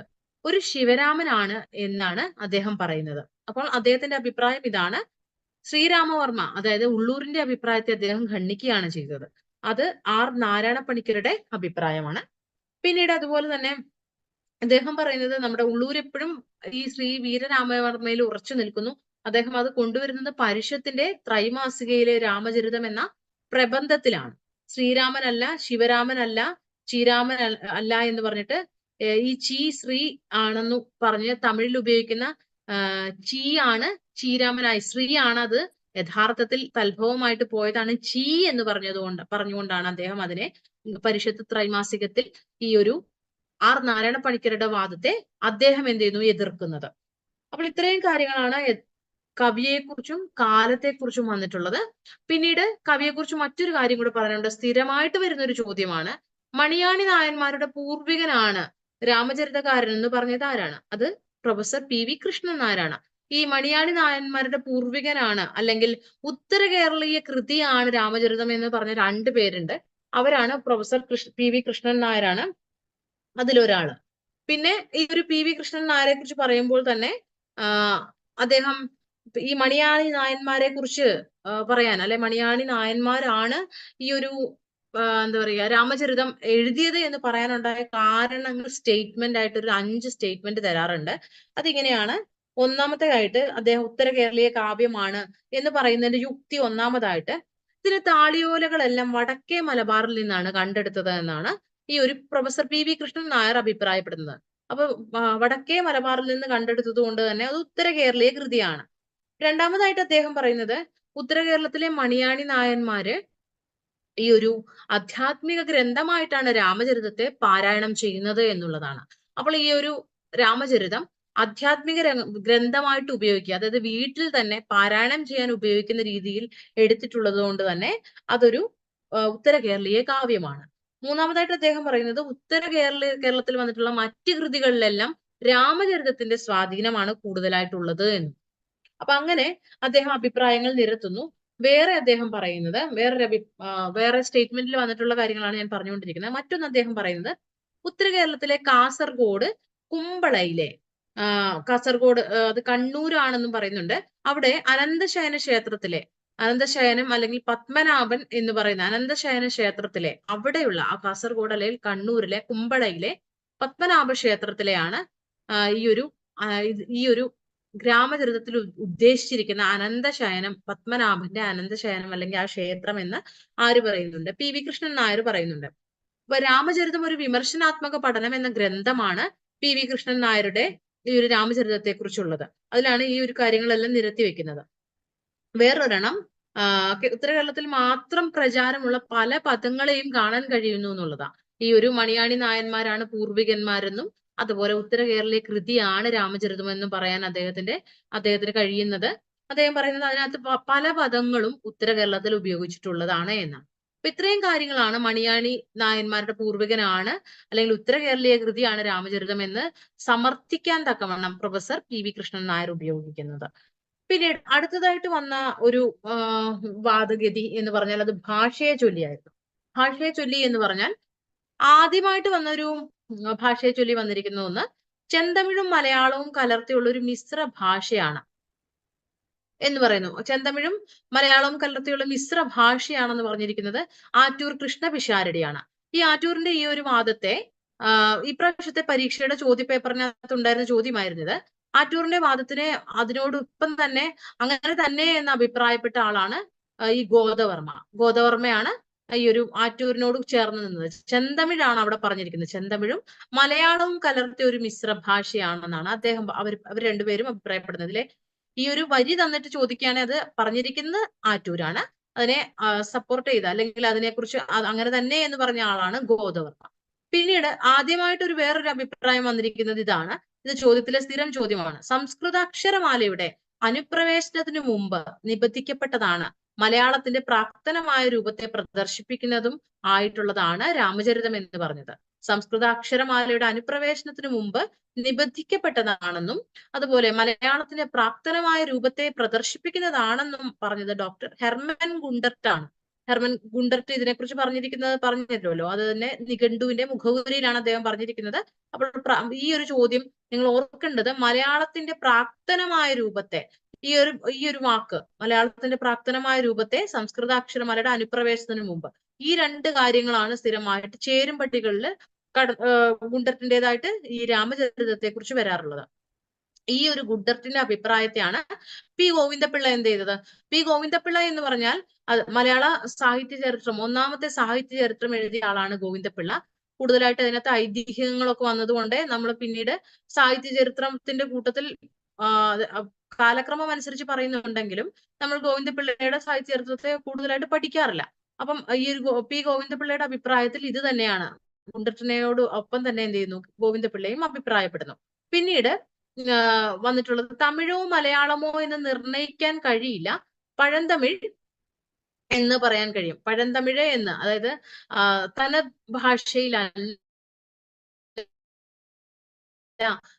കേരളത്തിലെ ആലപില അല്ല എന്ന് പറഞ്ഞിട്ട് തമിഴ് എന്ന് ആദ്യം അഭിപ്രായപ്പെടുകയും, അത് പ്രത്യേകം ശ്രദ്ധിക്കണം, തമിഴാണ് രാമചരിതത്തിന്റെ ഭാഷ എന്ന് ആദ്യം അഭിപ്രായപ്പെടുകയും പിന്നെ അത് മാറ്റി പറയുകയും ചെയ്ത ആളാണ് ഈ ഒരു പിന്നെ ടി.എ. ഗോപിനാഥ റാവു എന്ന് പറഞ്ഞ ടി.എ. ഗോപിനാഥ റാവു എന്ന് പറയുന്ന ആള്. പിന്നെ അതുപോലെ തന്നെ അദ്ദേഹത്തിനോട് കൂടെ ചേർന്ന് വന്നിട്ടുള്ള മറ്റൊരാളായിരുന്നു, അദ്ദേഹമാണ് കെ.ജി. ശേഷയ്യർ. അദ്ദേഹത്തിന്റെ അഭിപ്രായം അനുസരിച്ച് ഈ ഒരു രാമചരിതം എന്ന് പറയുന്നത് തമിഴ് കൃതിയാണ്. തമിഴ് കൃതി എന്ന് പറഞ്ഞത് കെ.ജി. ശേഷയ്യർ ആണ്. അപ്പോൾ ഈ ഒരു കാര്യം ഓർത്തു വെക്കണം. ഇതിൽ ഈ ടി.എ. ഗോപിനാഥ റാവുവും ഈ രണ്ടു പേരെയും കൂടെ ആയിരിക്കും ചേരുംപടിയിൽ കാണാവുന്നത്. തമിഴ് എന്നായിരിക്കും കൊടുത്തിരിക്കുന്നത്. അവിടെ തമിഴ് എന്ന് കണ്ടാലും നിങ്ങൾ ഓർക്കേണ്ടത് അത് ഗോപിനാഥ റാവു കെ.ജി. ശേഷയ്യർ എന്ന് പറഞ്ഞിട്ടുണ്ട്. പിന്നെ തിരുത്തി പറഞ്ഞിട്ടുണ്ടെങ്കിലും അത് ചോദ്യം വരുമ്പോൾ അത് ഒരുമിച്ചായിരിക്കും വരിക കേട്ടോ. പിന്നെ അതുപോലെ തന്നെ അടുത്തതായിട്ട് രാമചരിതം അതുണ്ടായ കാലത്ത് മലയാളം പാട്ടിന് ഉപയോഗിച്ചിരുന്ന സാഹിത്യ ഭാഷയിൽ ആണ് രചിച്ചത് എന്ന് പറഞ്ഞത് ഉള്ളൂരാണ്. കേരള സാഹിത്യ ചരിത്രത്തിന് എത്ര വോള്യങ്ങൾ ഉണ്ട് അല്ലെ വാല്യങ്ങൾ ഉണ്ട് എന്ന് കൂടി പരീക്ഷയ്ക്ക് ചോദിക്കാറുണ്ടായിരുന്നു. 5 വാല്യങ്ങളാണ് കേരള സാഹിത്യ ചരിത്രത്തിനുള്ളത്. അപ്പോൾ രാമചരിതം അതുണ്ടായ ഭാഷയ്ക്ക് ഇവിടെ നിങ്ങൾ പ്രധാനമായിട്ട് ഓർത്തിരിക്കേണ്ട ഒരു പോയിന്റ് എന്ന് പറഞ്ഞാൽ അതുണ്ടായ കാലത്ത് മലയാളം പാട്ടിന് ഇത്രയും കാര്യമാണ്. എങ്ങനെയൊക്കെയാണ് നമ്മൾ പഠിച്ചിരിക്കുമ്പോൾ ഏതൊക്കെ വാക്കുകൾ മാത്രം പഠിച്ചിരിക്കുന്ന ഒരു രീതിയുണ്ട്. ഇപ്പൊ മലയാളത്തിന്റെ പ്രാപ്തനമായ രൂപം അത് പഠിച്ചിരിക്കുക ഗുണ്ടർ. അതുപോലെ മലയാളം പാട്ടിന് ഉപയോഗിച്ചിരുന്ന സാഹിത്യ ഭാഷ, അപ്പം അതുണ്ടായ കാലത്ത് മലയാളം പാട്ട് ഇത്രയും ഓർത്തിരിക്കുന്നതാണ് ആര്? ഉള്ളൂർ. അപ്പൊ കേരള സാഹിത്യ ചരിത്രം എന്ന് നിങ്ങൾ എന്ത് ചെയ്യാം? ഓർത്തിരിക്കുക. പിന്നെ അതുപോലെ തന്നെ നിങ്ങൾ പിന്നെ ഇതിനകത്ത് അടുത്തതായിട്ട് വന്നിട്ടുള്ളത് 2 ഭാഷകളുടെ വ്യാകരണ വ്യവസ്ഥകൾ കലർന്നിരിക്കുന്ന കൃത്രിമ മിശ്ര ഭാഷയാണ് രാമചരിതത്തിനുള്ളത്. 2 ഭാഷയുടെ ഏതാണ് 2 ഭാഷ? 2 ഭാഷ എന്ന് അന്നത്തെ ഉദ്ദേശിച്ചിരിക്കുന്നത്, അദ്ദേഹം ഉദ്ദേശിച്ചത് ചെന്തമിഴും അതുപോലെ തന്നെ ഇവിടെ ഉണ്ടായിരുന്ന ദ്രാവിഡ ഭാഷയും എന്നുള്ളത് തന്നെയാണ് ഉദ്ദേശിച്ചിരിക്കുന്നത്. അപ്പം അങ്ങനെ വ്യാകരണ വ്യവസ്ഥകൾ കലർന്നിരിക്കുന്ന കൃത്രിമ മിശ്ര ഭാഷയാണെന്ന് അദ്ദേഹം പറയുന്നു. കെ.എം. ജോർജ് ആണ് ആ ഒരു അഭിപ്രായപ്പെട്ടത്. അപ്പൊ ഈ ഇത്രയും കാര്യങ്ങളായിരുന്നു ഒരു ചേരുംപടിയായിട്ട് 2 മാർക്കിന് ഇപ്രാവശ്യത്തെ പരീക്ഷയ്ക്ക് ഉണ്ടായിരുന്നത്. ഈ ഒരു തമിഴിനെ കുറിച്ച് പറഞ്ഞ ഒരു അഭിപ്രായത്തിന് ഇംഗ്ലീഷിലും തമിഴിലും അത് ചോദിക്കാറുണ്ട്. ഇതൈ തമിഴ് കാവ്യമോ മലയാള കാവ്യമോ എന്തു നിർണയിക്ക ഇയലാതു. ഇതൈ തമിഴ് കാവ്യമോ മലയാള കാവ്യമോ എന്തു നിർണയിക്ക ഇയലാതു എന്ന് അഭിപ്രായപ്പെട്ടത് ആരെന്ന് ചോദിക്കും. അത് ടി.എ. ഗോപിനാഥ റാവു ആണ്. അപ്പൊ ഇങ്ങനെ പിന്നെ അതുപോലെ വേറൊരു ചോദ്യം വരാറുള്ളത് രാമചരിതത്തിന് ഈ ഒരു ഗ്രന്ഥത്തിൽ കാണുന്ന പേരെന്തെന്ന് ചോദിക്കും. അത് ഈ രാമചരിതം എന്നാണ്. ഈ രാമചരിതം എന്നാണ് ഗ്രന്ഥത്തിൽ കാണുന്ന പേര്. ഞാൻ ഇതുമായി ബന്ധപ്പെട്ട് വരുന്ന ചോദ്യങ്ങൾ ഞാൻ അവസാനത്തിൽ പറയുന്നതാണ്. അതുപോലെ തന്നെ ദ്രാവിഡ അക്ഷരങ്ങളെ പാട്ടിന് ഉപയോഗിക്കാവൂ എന്ന നിയമത്തിന് വിധേയമല്ലായിരുന്നുവെങ്കിൽ രാമചരിതം ഒരു മണിപ്രവാള കൃതിയായി പ്രത്യക്ഷപ്പെടുമായിരുന്നു എന്ന് പറഞ്ഞത് പി.കെ. നാരായണ പിള്ളയാണ്. ദ്രാവിഡ അക്ഷരങ്ങളെ പാട്ടിന് ഉപയോഗിക്കാവൂ എന്ന നിയമം, തമിഴക്ഷരങ്ങളെ പാടുള്ളൂ എന്ന നിയമം ഇല്ലായിരുന്നുവെങ്കിൽ രാമചരിതം ഒരു നല്ല മണിപ്രവാള കൃതിയായിട്ട് പെട്ടേക്കാമായിരുന്നു എന്ന് പറഞ്ഞത്, അല്ലെ പെടുമായിരുന്നു എന്ന് പറഞ്ഞത് ആരാണ്? ഡോക്ടർ പി.കെ. നാരായണ പിള്ളയാണ്. ഇവിടെ നിങ്ങൾ ഓർക്കേണ്ടത് 2 പി.കെ. നാരായണ പിള്ളമാരുണ്ട്. ഒന്ന് നമ്മുടെ നിരൂപകനായിട്ടുള്ള സാഹിത്യ പഞ്ചാനനൻ പി.കെ. നാരായണ പിള്ളയാണ്. അത് കഴിഞ്ഞിട്ട് അദ്ദേഹത്തിന്റെ കാലഘട്ടം ഒത്തിരി കഴിഞ്ഞിട്ട് വന്ന ആളാണ് ഡോക്ടർ പി.കെ. നാരായണ പിള്ള. അപ്പൊ ചോദ്യത്തിനകത്ത് എപ്പോഴും അതിന്റെ ഓപ്ഷനിൽ എപ്പോഴും കാണും സാഹിത്യ പഞ്ചാനനൻ പി.കെ. നാരായണ പിള്ളയും ഡോക്ടർ പി.കെ. നാരായണ പിള്ളയും. അപ്പോൾ ഇതിനകത്ത് നമ്മൾ ഓർത്തു വെക്കേണ്ടത് ദ്രാവിഡ അക്ഷരങ്ങളെ പാട്ടിന് അത് ഉപയോഗിക്കാൻ അതുകൊണ്ട് കൊണ്ട് എന്ത് സംഭവിച്ചു? രാമചരിതം ഒരു നല്ല മണിപ്രവാള കൃതി ആയില്ല. അത് ആ ഒരു പോയിന്റ് ആണ് നിങ്ങൾ ഓർത്തു വെക്കേണ്ടത്. അതുപോലെ തന്നെ ഈ ഒരമ്മ പറ്റ കുഞ്ഞുങ്ങൾ എന്ന് പറയുന്നത് പോലെ വേറൊരു അഭിപ്രായം കൂടിയുണ്ട്. ആ അഭിപ്രായം ഇങ്ങനെയാണ്. അത് പ്രൊഫസർ തിരുനെല്ലൂർ കരുണാകരന്റേതായിട്ട് വന്നിട്ടുള്ളതാണ്. അദ്ദേഹം പറയുന്നത് ഇങ്ങനെയാണ്: ദ്രമിഡ സംഘാത അക്ഷര നിബദ്ധം എന്ന് നിർവചിക്കാതിരുന്നെങ്കിൽ, നിർബന്ധം അല്ലെങ്കിൽ ആ നിർബന്ധം ഒഴിവാക്കിയെങ്കിൽ അതെങ്ങനെയായേനെ? അത് രാമചരിതം എന്ന് പറയുന്നത് മണിപ്രവാളമായിട്ട് കണക്കാക്കപ്പെട്ടേനെ. അത് വേറൊരു രീതിയിൽ പറഞ്ഞതാണ് പി.കെ. നാരായണ പിള്ള. അപ്പൊ ദ്രമിഡ സംഘാത അക്ഷര നിബദ്ധം എന്ന് നിർവചിക്കുന്നില്ല എങ്കിൽ, ആ നിർബന്ധം ഇല്ല എങ്കിൽ എന്ത് സംഭവിച്ചേനെ? രാമചരിതവും മണിപ്രവാളമായി കണക്കാക്കപ്പെട്ടേനെ എന്ന് പറഞ്ഞത് പ്രൊഫസർ തിരുനെല്ലൂർ കരുണാകരനാണ്. അപ്പം അദ്ദേഹം അതിന്റെ തുടർച്ചയായിട്ട് പറയുന്നത് ഇങ്ങനെയാണ്: ദ്രമിഡ സംഘാത അക്ഷര നിമിത്തം ദ്രമിഡ സംഘാത അക്ഷര നിമിത്തം എതുകമോന വൃത്തവിശേഷ യുക്തം പാട്ട് അല്ലെങ്കിൽ ആ വരുന്ന കാര്യത്തെ ഈ ഒരു കാരണം കൊണ്ട് ഈ ദ്രമിഡ സംഘാത അക്ഷരം എന്നുള്ള അതിനെ ഒന്ന് മാറ്റിയിട്ട് ദ്രമിഡ സംഘാത അക്ഷരം ഭാഷ സംസ്കൃത യോഗം പാട്ട് എന്ന് നിർവചിക്കാവുന്ന രീതിയിലാണ് രാമചരിതത്തിന്റെ ഭാഷാരചന. ചുരുക്കത്തിൽ രാമചരിതത്തിലെയും പ്രാചീന മണിപ്രവാള കൃതികളുടെയും ഭാഷ അടിസ്ഥാനപരമായിട്ട് ഒന്ന് തന്നെയാണെന്നാണ് അദ്ദേഹം അതിനോട് കൂട്ടിച്ചേർക്കുന്നത്. അപ്പൊ മലയാള ഭാഷയുടെ വികാസ പരിണാമങ്ങൾ, സിദ്ധാന്തങ്ങളും വസ്തുതകളും, ഇതാണ് ആ പുസ്തകം. മലയാള ഭാഷയുടെ വികാസ പരിണാമങ്ങൾ, സിദ്ധാന്തങ്ങളും വസ്തുതകളും എന്ന പുസ്തകത്തിലാണ് തിരുനെല്ലൂർ ഈ അഭിപ്രായം പറയുന്നത്. ഏറ്റവും പ്രധാനപ്പെട്ട അഭിപ്രായങ്ങളാണ് ഞാൻ ഇവിടെ എഴുതിയിരിക്കുന്നത്. ഈ മറ്റു അഭിപ്രായങ്ങൾ കൂടി ഞാൻ ഒന്ന് പറഞ്ഞു പോകാം. അതിലൊന്ന് പ്രൊഫസർ എൻ കൃഷ്ണപിള്ളയുടെ കൈരളിയുടെ കഥ. അത് സ്ഥിരമായിട്ട് പരീക്ഷയുടെ ചോദ്യം ഇടുന്ന ഒരു പുസ്തകം കൂടിയാണ് കൈരളിയുടെ കഥ. അത് സംസ്കൃത രീതിയിലുള്ള ഭാഷാ പ്രയോഗങ്ങൾ, സംസ്കൃത സന്ധികൾ പോലുള്ള ഭാഷാ സന്ധികൾ, വിശേഷ പ്രയോഗങ്ങൾ, അങ്ങനെ തമിഴ് കലർന്ന് പുരുഷപ്രത്യയമില്ലാത്ത ക്രിയാരൂപങ്ങൾ, ഇങ്ങനെ ഏറെ പ്രത്യേകതയുള്ള ഭാഷയാണ് രാമചരിതത്തിൽ എന്ന് പറഞ്ഞത് എൻ കൃഷ്ണപിള്ളയാണ്. അത് കൈരളിയുടെ കഥയിലാണ് ഇങ്ങനെ പറയുന്നത്. സംസ്കൃത രീതിയിലുള്ള ഭാഷാ പ്രയോഗങ്ങൾ, സംസ്കൃത സന്ധികൾ പോലുള്ള ഭാഷാ സന്ധികൾ, വിശേഷണ വിശേഷ പൊരുത്തം, അങ്ങനെ തമിഴ് കലർന്ന പുരുഷപ്രത്യയമില്ലാത്ത ക്രിയാരൂപങ്ങൾ, ഇങ്ങനെ ഏറെ പ്രത്യേകതകളുള്ള ഭാഷയാണ് രാമചരിതത്തിലുള്ളതെന്ന് അഭിപ്രായപ്പെട്ടത് എൻ കൃഷ്ണപിള്ളയാണ്, പ്രൊഫസർ എൻ കൃഷ്ണപിള്ളയാണ്. മറ്റൊന്ന് പ്രൊഫസർ പി വി കൃഷ്ണൻ നായരുടേതാണ്. Professor P V Krishnan Nair ഇങ്ങനെ അഭിപ്രായപ്പെടുന്നു: രാമചരിതം ഒരു തെക്കൻ തിരുവിതാംകൂറിലെ നാടോടി ഭാഷയിൽ എഴുതിയിട്ടുള്ള ഒരു നാടോടി പാട്ടല്ല. ഇത് ഇതുവരെ പരീക്ഷയ്ക്ക് ചോദിച്ചതല്ല, പക്ഷെ ചോദിക്കാനുള്ള സാധ്യതകൾ ഉള്ളത് കൊണ്ടാണ് ഇത് എഴുതി വെച്ചിരിക്കുന്നത്. സെറ്റിനോ മറ്റോ ഈ ചോദ്യം വന്നിട്ടുണ്ടായിരുന്നു. രാമചരിതം ഒരു തെക്കൻ തിരുവിതാംകൂറിലെ നാടോടി ഭാഷയിൽ എഴുതിയിട്ടുള്ള ഒരു നാടോടി പാട്ടല്ല, അലങ്കാര ശബളമായ രീതിയിൽ വിരുത്തങ്ങളിൽ നിബന്ധിച്ചിട്ടുള്ള ഒരു പാട്ടുകൃതിയാണെന്ന് അഭിപ്രായപ്പെട്ടത് പ്രൊഫസർ പി വി കൃഷ്ണൻ നായരാണ്. ഈ നടുവട്ടം ഗോപാലകൃഷ്ണന്റെ അഭിപ്രായത്തിൽ രാമചരിതത്തിലെ ഭാഷ അടിസ്ഥാനപരമായി മലയാളമാണ്. രാമചരിതത്തിലെ ഭാഷ അടിസ്ഥാനപരമായി മലയാളമാണെന്ന് അഭിപ്രായപ്പെട്ടത് ഡോക്ടർ നടുവട്ടം ഗോപാലകൃഷ്ണനാണ്. പാണ്ഡ്യഭാഷാ സാരൂപ്യം ശബ്ദതലത്തിലാണ് പ്രധാനമായും കാണുന്നത്. വ്യാകരണ തലത്തിൽ ചോള ഭാഷാ രീതിക്കുള്ള പ്രയോഗങ്ങൾക്ക് ആവൃത്തി കുറയും. വിഭക്ത്യന്ത സംസ്കൃതം വിരലിൽ എണ്ണാൻ മാത്രം. ചുരുക്കത്തിൽ കേരള ഭാഷയിൽ എഴുതിയ പാട്ടാണ് രാമചരിതം. അദ്ദേഹം എഡിറ്റ് ചെയ്ത മലയാള ഭാഷാ ചിത്രം എന്ന പുസ്തകത്തിൽ ഒരു ലേഖനമുണ്ട്. ആ ലേഖനത്തിന്റെ പേര് രാമചരിത ഭാഷ എന്നാണ്. അപ്പൊ അതിനകത്താണ് പറയുന്നത്, ആ ഒരു ലേഖനത്തിലാണ് രാമചരിത ഭാഷ എന്ന ലേഖനത്തിൽ ഡോക്ടർ നടുവട്ടം ഗോപാലകൃഷ്ണന്റെ പുസ്തകമായിട്ടുള്ള മലയാള ഭാഷാ ചരിത്രത്തിലാണ് ഈ രാമചരിത ഭാഷ എന്നുള്ള ലേഖനം കാണുന്നത്. അപ്പൊ പാണ്ഡ്യ ഭാഷാ സ്വരൂപമാണ് രാമചരിതത്തിന്റെ ഭാഷ, അതായത് തമിഴാണെന്നും കൂടി അദ്ദേഹം എന്ത് ചെയ്യുന്നുണ്ട്, അതിൽ കൂട്ടിച്ചേർക്കുന്നുണ്ട്. പിന്നീട് വന്നിട്ടുള്ളത് ഡോക്ടർ എം ലീലാവതിയുടെയാണ്. ഡോക്ടർ എം ലീലാവതി ഇങ്ങനെ അഭിപ്രായപ്പെടുന്നു: കേരളത്തിലെ ഭക്തി പ്രസ്ഥാനത്തിന്റെ വേലിയേറ്റം സൂചിപ്പിക്കുന്ന ആദ്യത്തെ ഉന്നത തരംഗങ്ങളിൽ ഒന്നാണ് രാമചരിതം. കേരളത്തിലെ ഭക്തി പ്രസ്ഥാനത്തിന്റെ വേലിയേറ്റം സൂചിപ്പിക്കുന്ന ആദ്യത്തെ ഉന്നത തരംഗങ്ങളിൽ ഒന്നാണ് രാമചരിതം എന്ന് അഭിപ്രായപ്പെട്ടത് ഡോക്ടർ എം ലീലാവതിയാണ്. ഈ രാമചരിതത്തെ കുറിച്ചുള്ള അല്ലെങ്കിൽ പല ചോദ്യങ്ങളിൽ നിങ്ങൾ കണ്ടിട്ടുണ്ടാവും ഡോക്ടർ എം ലീലാവതി എന്നുള്ള ഒരു ഉത്തരം. ഈ എം ലീലാവതി എന്ന് പറഞ്ഞിട്ടുള്ള ഉത്തരത്തിലേക്ക് നിങ്ങൾ എങ്ങനെ എത്താം എന്നുള്ളതിന്റെ ഒരു ഇതുകൂടി ഞാൻ പറയാം.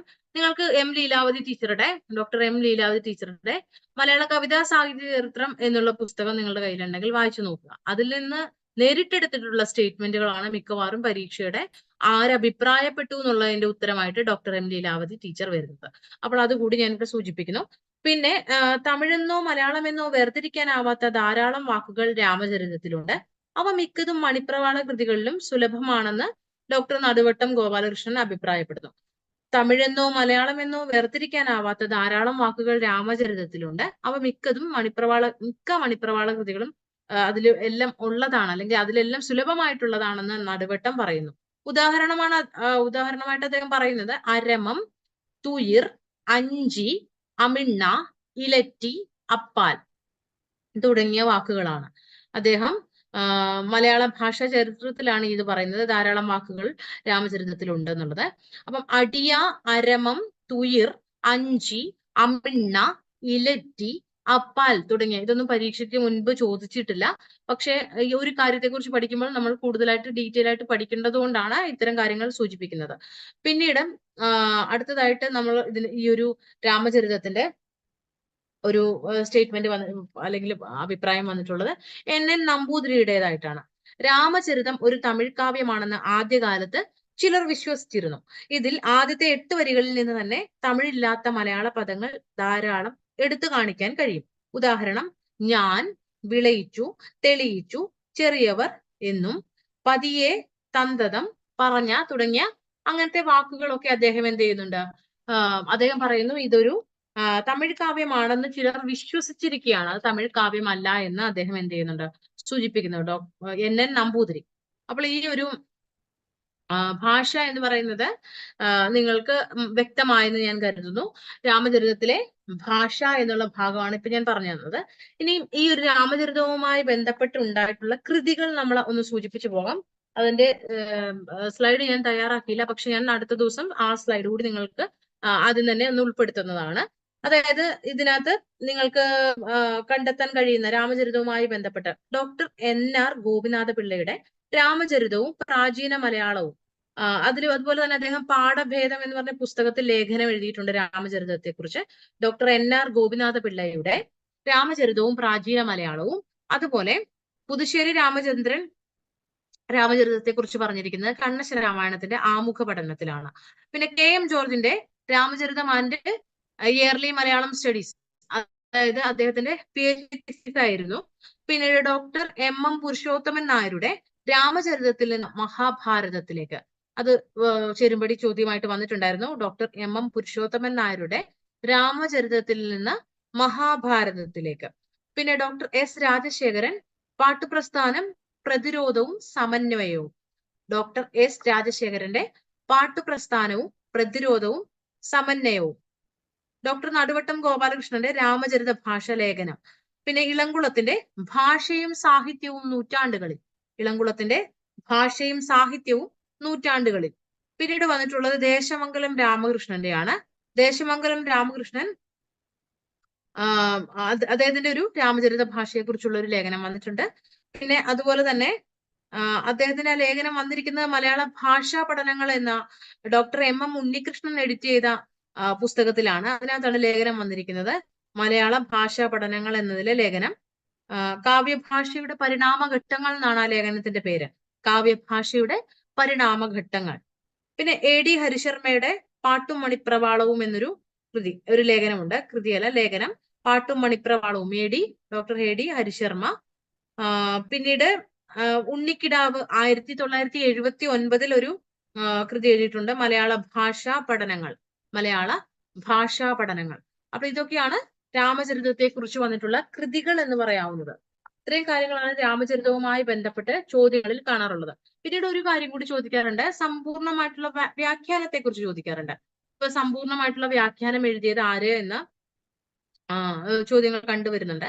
അപ്പൊ വെട്ടം മാണി, അതുപോലെ തന്നെ KVM, പിന്നീട് ഇളംകുളം, ഡോക്ടർ K രാഘവൻ പിള്ള, വാസുദേവ മൂസത്. ഇത്രയും പേരാണ് എന്ത് ചെയ്യുന്നത്, പല ചോദ്യപേപ്പറുകളിലും അക്ഷരതെറ്റുകൾ വരാറുണ്ട്. വാസുദേവ മൂസെന്നും വരാറുണ്ട്, വാസുദേവ മൂസത് എന്നും വരാറുണ്ട്. അപ്പൊ ഇത്രയും പേരാണ് വ്യാഖ്യാനങ്ങൾ എന്ത് ചെയ്തത്, ഈ ഒരു രാമചരിതത്തിന് എഴുതിയിരിക്കുന്നത്. അപ്പൊ വ്യാഖ്യാനങ്ങളോടുകൂടെ ആമുഖ പഠനങ്ങളും ചേർക്കാറുണ്ട്. പിന്നെ 1932 K സാംബവ ശാസ്ത്രികളുടെ ഒരു വ്യാഖ്യാനമുണ്ട്. K സാംബവ ശാസ്ത്രികളുടെ ഒരു വ്യാഖ്യാനം രാമചരിതത്തിന് ഉണ്ടായിട്ടുണ്ട്. ഇനി ഇതുമായി ബന്ധപ്പെട്ട് വന്നിട്ടുള്ള ചോദ്യങ്ങൾ കൂടി ഞാനൊന്ന് പറഞ്ഞു പോവുകയാണ്. ഇപ്പൊ ഇത്രയും എടുത്ത കാര്യത്തിൽ നിന്ന് ഞാൻ ലീലാതിലകത്തിന്റെ ഡീറ്റെയിൽ ക്ലാസ് അല്ല, പാഠ്യപ്രസ്ഥാനവുമായി ബന്ധപ്പെട്ടിട്ടുള്ള കാര്യങ്ങൾ മാത്രമാണ് ഞാൻ സൂചിപ്പിച്ചിരിക്കുന്നത്. ലീലാതിലകത്തിൽ ഒരുപാട് കാര്യങ്ങൾ പഠിക്കാനുണ്ട്. അപ്പം അതിന്റെ മണിപ്രവാളത്തിന് എത്രയായിട്ട് തിരിച്ചിരിക്കുന്നു, സന്ധികൾ, ഇതൊക്കെ പരീക്ഷയ്ക്ക് സ്ഥിരം ചോദ്യങ്ങളുള്ളതാണ്. അപ്പൊ അത് വേറെ ഒരു ക്ലാസ്സിൽ എടുക്കുന്നതാണ്. പാട്ടിന്റെ ലക്ഷണം കൊടുത്തിരിക്കുന്ന ലീലാതിലകത്തിലാണെന്നുള്ള ചോദ്യം പിന്നെ നിങ്ങൾക്ക് ചെറുതായിട്ടുള്ള രീതിയിലുള്ള ചോദ്യങ്ങളായിട്ട് അതായത് വരുന്ന ഒരു ഇതാണ്, പാട്ടിന്റെ ലക്ഷണം ഏതിൽ വരുന്നു, അങ്ങനത്തെ ചോദ്യം വരുന്നത്. ഇതിനകത്ത് വേറെ രീതിയിലുള്ള ചോദ്യം വരുന്നത് ഈ ഒരു ചെറിയവർ എന്നുള്ളതിന് അതിന്റെ ഒരു ഉത്തരമായിട്ട് കൊടുത്തിരുന്നത് ത്രൈവർണികന്മാരിൽ പെടാത്ത ജനസാമാന്യർ എന്നുള്ളതായിരുന്നു. നമ്മൾ നേരത്തെ ചെറിയവർ ആരെന്ന് ചോദിച്ചു, അത് സാമാന്യ ജനങ്ങൾ എന്ന് ഞാൻ പറഞ്ഞു. അതിന്റെ ഓപ്ഷനിൽ ഇങ്ങനെ ഒരു ഓപ്ഷനും കൂടി കൊടുത്തിട്ടുണ്ട്, ത്രൈവർണികന്മാരിൽ പെടാത്ത ജനസാമാന്യർ എന്നൊരു ഓപ്ഷൻ കൂടി കൊടുക്കാറുണ്ട്. പിന്നെ കോവുണ്ണി നെടുങ്ങാടി, കേരള കൗമുദി എന്ന് പറഞ്ഞ വ്യാകരണ ഗ്രന്ഥം എഴുതിയ കോവുണ്ണി നെടുങ്ങാടിയുടെ അഭിപ്രായത്തിൽ രാമചരിതത്തിന്റെ കർത്താവ് ആരെന്ന് ചോദിച്ചിട്ടുണ്ട്.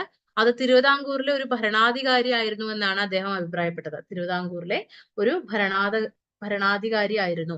പിന്നെ രാമചരിതത്തിന്റെ ഒരു കയ്യെഴുത്ത് പ്രതി മദ്രാസിലെ ക്വീൻ മേരീസ് കോളേജിലെ ഗ്രന്ഥശേഖരത്തിന് സംഭാവന ചെയ്തത് ആരാണ് എന്നൊരു ചോദ്യമുണ്ട്. എൽ ഗാർത്തുവൈറ്റ് ആണ് അത് ചെയ്തത്. എൽ ഗാർത്തുവൈറ്റ് ആണ് രാമചരിതത്തിന്റെ ഒരു കയ്യെഴുത്ത് പ്രതി മദ്രാസിലെ ക്വീൻ മേരീസ് കോളേജിന് സംഭാവന ചെയ്തത്. അതൊരു ചോദ്യമാണ്. പിന്നീട് മറ്റൊരു ചോദ്യം, രാമചരിതത്തിൽ ഉപയോഗിച്ചിരിക്കുന്ന വൃത്തം ഏത് എന്നുള്ളതാണ്. അത് നിരയശൈ ആശിരിയപ്പ എന്ന തമിഴ് വൃത്തമാണ്. നിരയശൈ ആശിരിയപ്പ എന്ന തമിഴ് വൃത്തമാണ് ഉപയോഗിച്ചിരിക്കുന്നത്. ഇങ്ങനെ കുറച്ച് ചോദ്യങ്ങൾ കൂടി ഈ ഒരു മേഖലയിൽ നിന്ന് വരാറുണ്ട്. പിന്നെ അതുപോലെ തന്നെ രാമചരിതവും പ്രാചീന മലയാള പഠനവും, ഇപ്പോൾ നമ്മൾ രാമചരിതവും പ്രാചീന മലയാള പഠനവും എന്നുള്ളതിന്റെ ഇംഗ്ലീഷാണ് ഞാൻ പറഞ്ഞത്. അത് ഡോക്ടർ KM ജോർജിന്റെ PhD തിസിസിന്റെ മലയാള പേരാണ്. രാമചരിതവും പ്രാചീന മലയാള പഠനവും എന്നുള്ള കൃതി. അത് പിന്നീട് കൃതി ആയിട്ടുണ്ട്. അതുപോലെ കേരളത്തിലെ നാടോടി നാടകങ്ങൾ എന്നുള്ള SK നായരുടെ കൃതിയും അതും കൃതി ആയിട്ടുണ്ട്. PhD തിസിസ് ഒക്കെയും കൃതികളാവുന്നുണ്ട്. പിന്നെ മറ്റൊരെണ്ണം, രാമചരിതം ഒരു വിമർശനാത്മക പഠനം, നേരത്തെ ഞാൻ സൂചിപ്പിച്ച ഒരു കൃതിയാണ്. അത് പ്രൊഫസർ PV കൃഷ്ണൻ നായരാണ്. പിന്നെ അതുപോലെ രാമചരിതവും പ്രാചീന ഭാഷാ വിചാരവും നടുവട്ടമാണ്. പിന്നെ അതുപോലെ തന്നെ ഇതിനകത്ത് ഒരു വാക്ക് വടചൊല്ല് തിജൈ ചൊല്ല് എന്നിവ കൊണ്ട് അർത്ഥമാക്കുന്നത് എന്തെന്ന് ചോദിക്കാറുണ്ട്. വടചൊല്ല് എന്ന് പറഞ്ഞാൽ സംസ്കൃത പദം സ്വീകരിക്കുന്നതിനെ കുറിച്ചാണ് പറയുന്നത്. പിന്നെ തിജൈ ചൊല്ല് എന്ന് പറഞ്ഞാൽ അന്യഭാഷാ പദങ്ങൾ സ്വീകരിക്കുന്നതിനെ കുറിച്ചാണ് പറയുന്നത്. പിന്നെ അതുപോലെ തന്നെ രാമചരിതത്തിലെയും പ്രാചീന മണിപ്രവാള കൃതിയിലെയും ഭാഷ അടിസ്ഥാനപരമായി ഒന്നാകുന്നു എന്നൊരു അഭിപ്രായം കൂടി പ്രൊഫസർ തിരുനെല്ലൂർ കരുണാകരന്റേതായിട്ടുണ്ട്. പിന്നെ അതുപോലെ തന്നെ പുതുശ്ശേരിയുടെ അഭിപ്രായത്തിൽ വീരരസപ്രധാനമായ ഭക്തി സാഹിത്യ പ്രസ്ഥാനത്തിലെ ആദ്യ കൃതിയാണ് രാമചരിതം എന്നാണ് അദ്ദേഹം പറയുന്നത്. വീരരസപ്രധാനമായ ഭക്തി സാഹിത്യ പ്രസ്ഥാനത്തിലെ ആദ്യത്തെ കൃതിയായിട്ട് പുതുശ്ശേരി രാമചന്ദ്രൻ വിശേഷിപ്പിക്കുന്ന ഏത് കൃതിയെ എന്ന് ചോദിക്കാറുണ്ട്. അത് രാമചരിതമാണ്. വേറൊരു ചോദ്യം കടന്നു വരാറുണ്ട്. അതിന്റെ ഓപ്ഷനിൽ രാമചരിതം കാണാറുണ്ട്. അതിങ്ങനെയാണ്, ഒരു രാമായണ കൃതിയെ പൂർണ്ണമായിട്ട് രാമായണ കൃതി ഉൾപ്പെട്ടിരിക്കുന്ന ആദ്യത്തെ മലയാള കാവ്യം ഏത് എന്നൊരു ചോദ്യം വരാറുണ്ട്. അല്ലെങ്കിൽ മലയാളം പാട്ട് ഏതെന്ന് ചോദിക്കാറുണ്ട്. ഒരിക്കലും അത് രാമചരിതമല്ല. അതിന്റെ ഓപ്ഷനിൽ രാമചരിതം ഉണ്ടാവും, രാമകഥപ്പാട്ടുണ്ടാവും, അതുപോലെ തന്നെ മറ്റ് കണ്ണശ രാമായണം ഉണ്ടാവും, അധ്യാത്മ രാമായണം ഉണ്ടാവും. ഇതിൽ പൂർണ്ണമായിട്ട് വന്നത് ഏതെന്ന് ചോദിച്ചിട്ടുണ്ടെങ്കിൽ അത് എപ്പോഴും രാമകഥപ്പാട്ടാണ്. ചന്ദ്രവളയം എന്ന വാദ്യം കൂട്ടിപ്പാടുന്ന രാമകഥപ്പാട്ടിനെ കുറിച്ചാണ് ആ ഒരു ചോദ്യം വരാറുള്ളത്. ഏകദേശം ഞാൻ പറയേണ്ട എല്ലാ കാര്യങ്ങളും പറഞ്ഞു കഴിഞ്ഞു എന്നാണ് കരുതുന്നത്. കാവ്യരചന രാമചരിതകാരൻ എപ്പോഴും അനുവർത്തിക്കുന്നത് വാൽമീകിയെയാണ്. പിന്നെ ഒരു ഫലശ്രുതിയെ കുറിച്ച്, ഇഗ്ഗലിൽ വെന്തി വിളയും, അത് പല ചോദ്യപേപ്പറിലും ഉള്ള ഒരു പിന്നെ ചോദ്യമാണ്. ഇഗ്ഗലിൽ വെന്തി വിളയും എന്ന ഫലശ്രുതിയുള്ള കൃതി ഏത്? അത് രാമചരിതമാണ്. ഇഗ്ഗലിൽ വെന്തി വിളയും.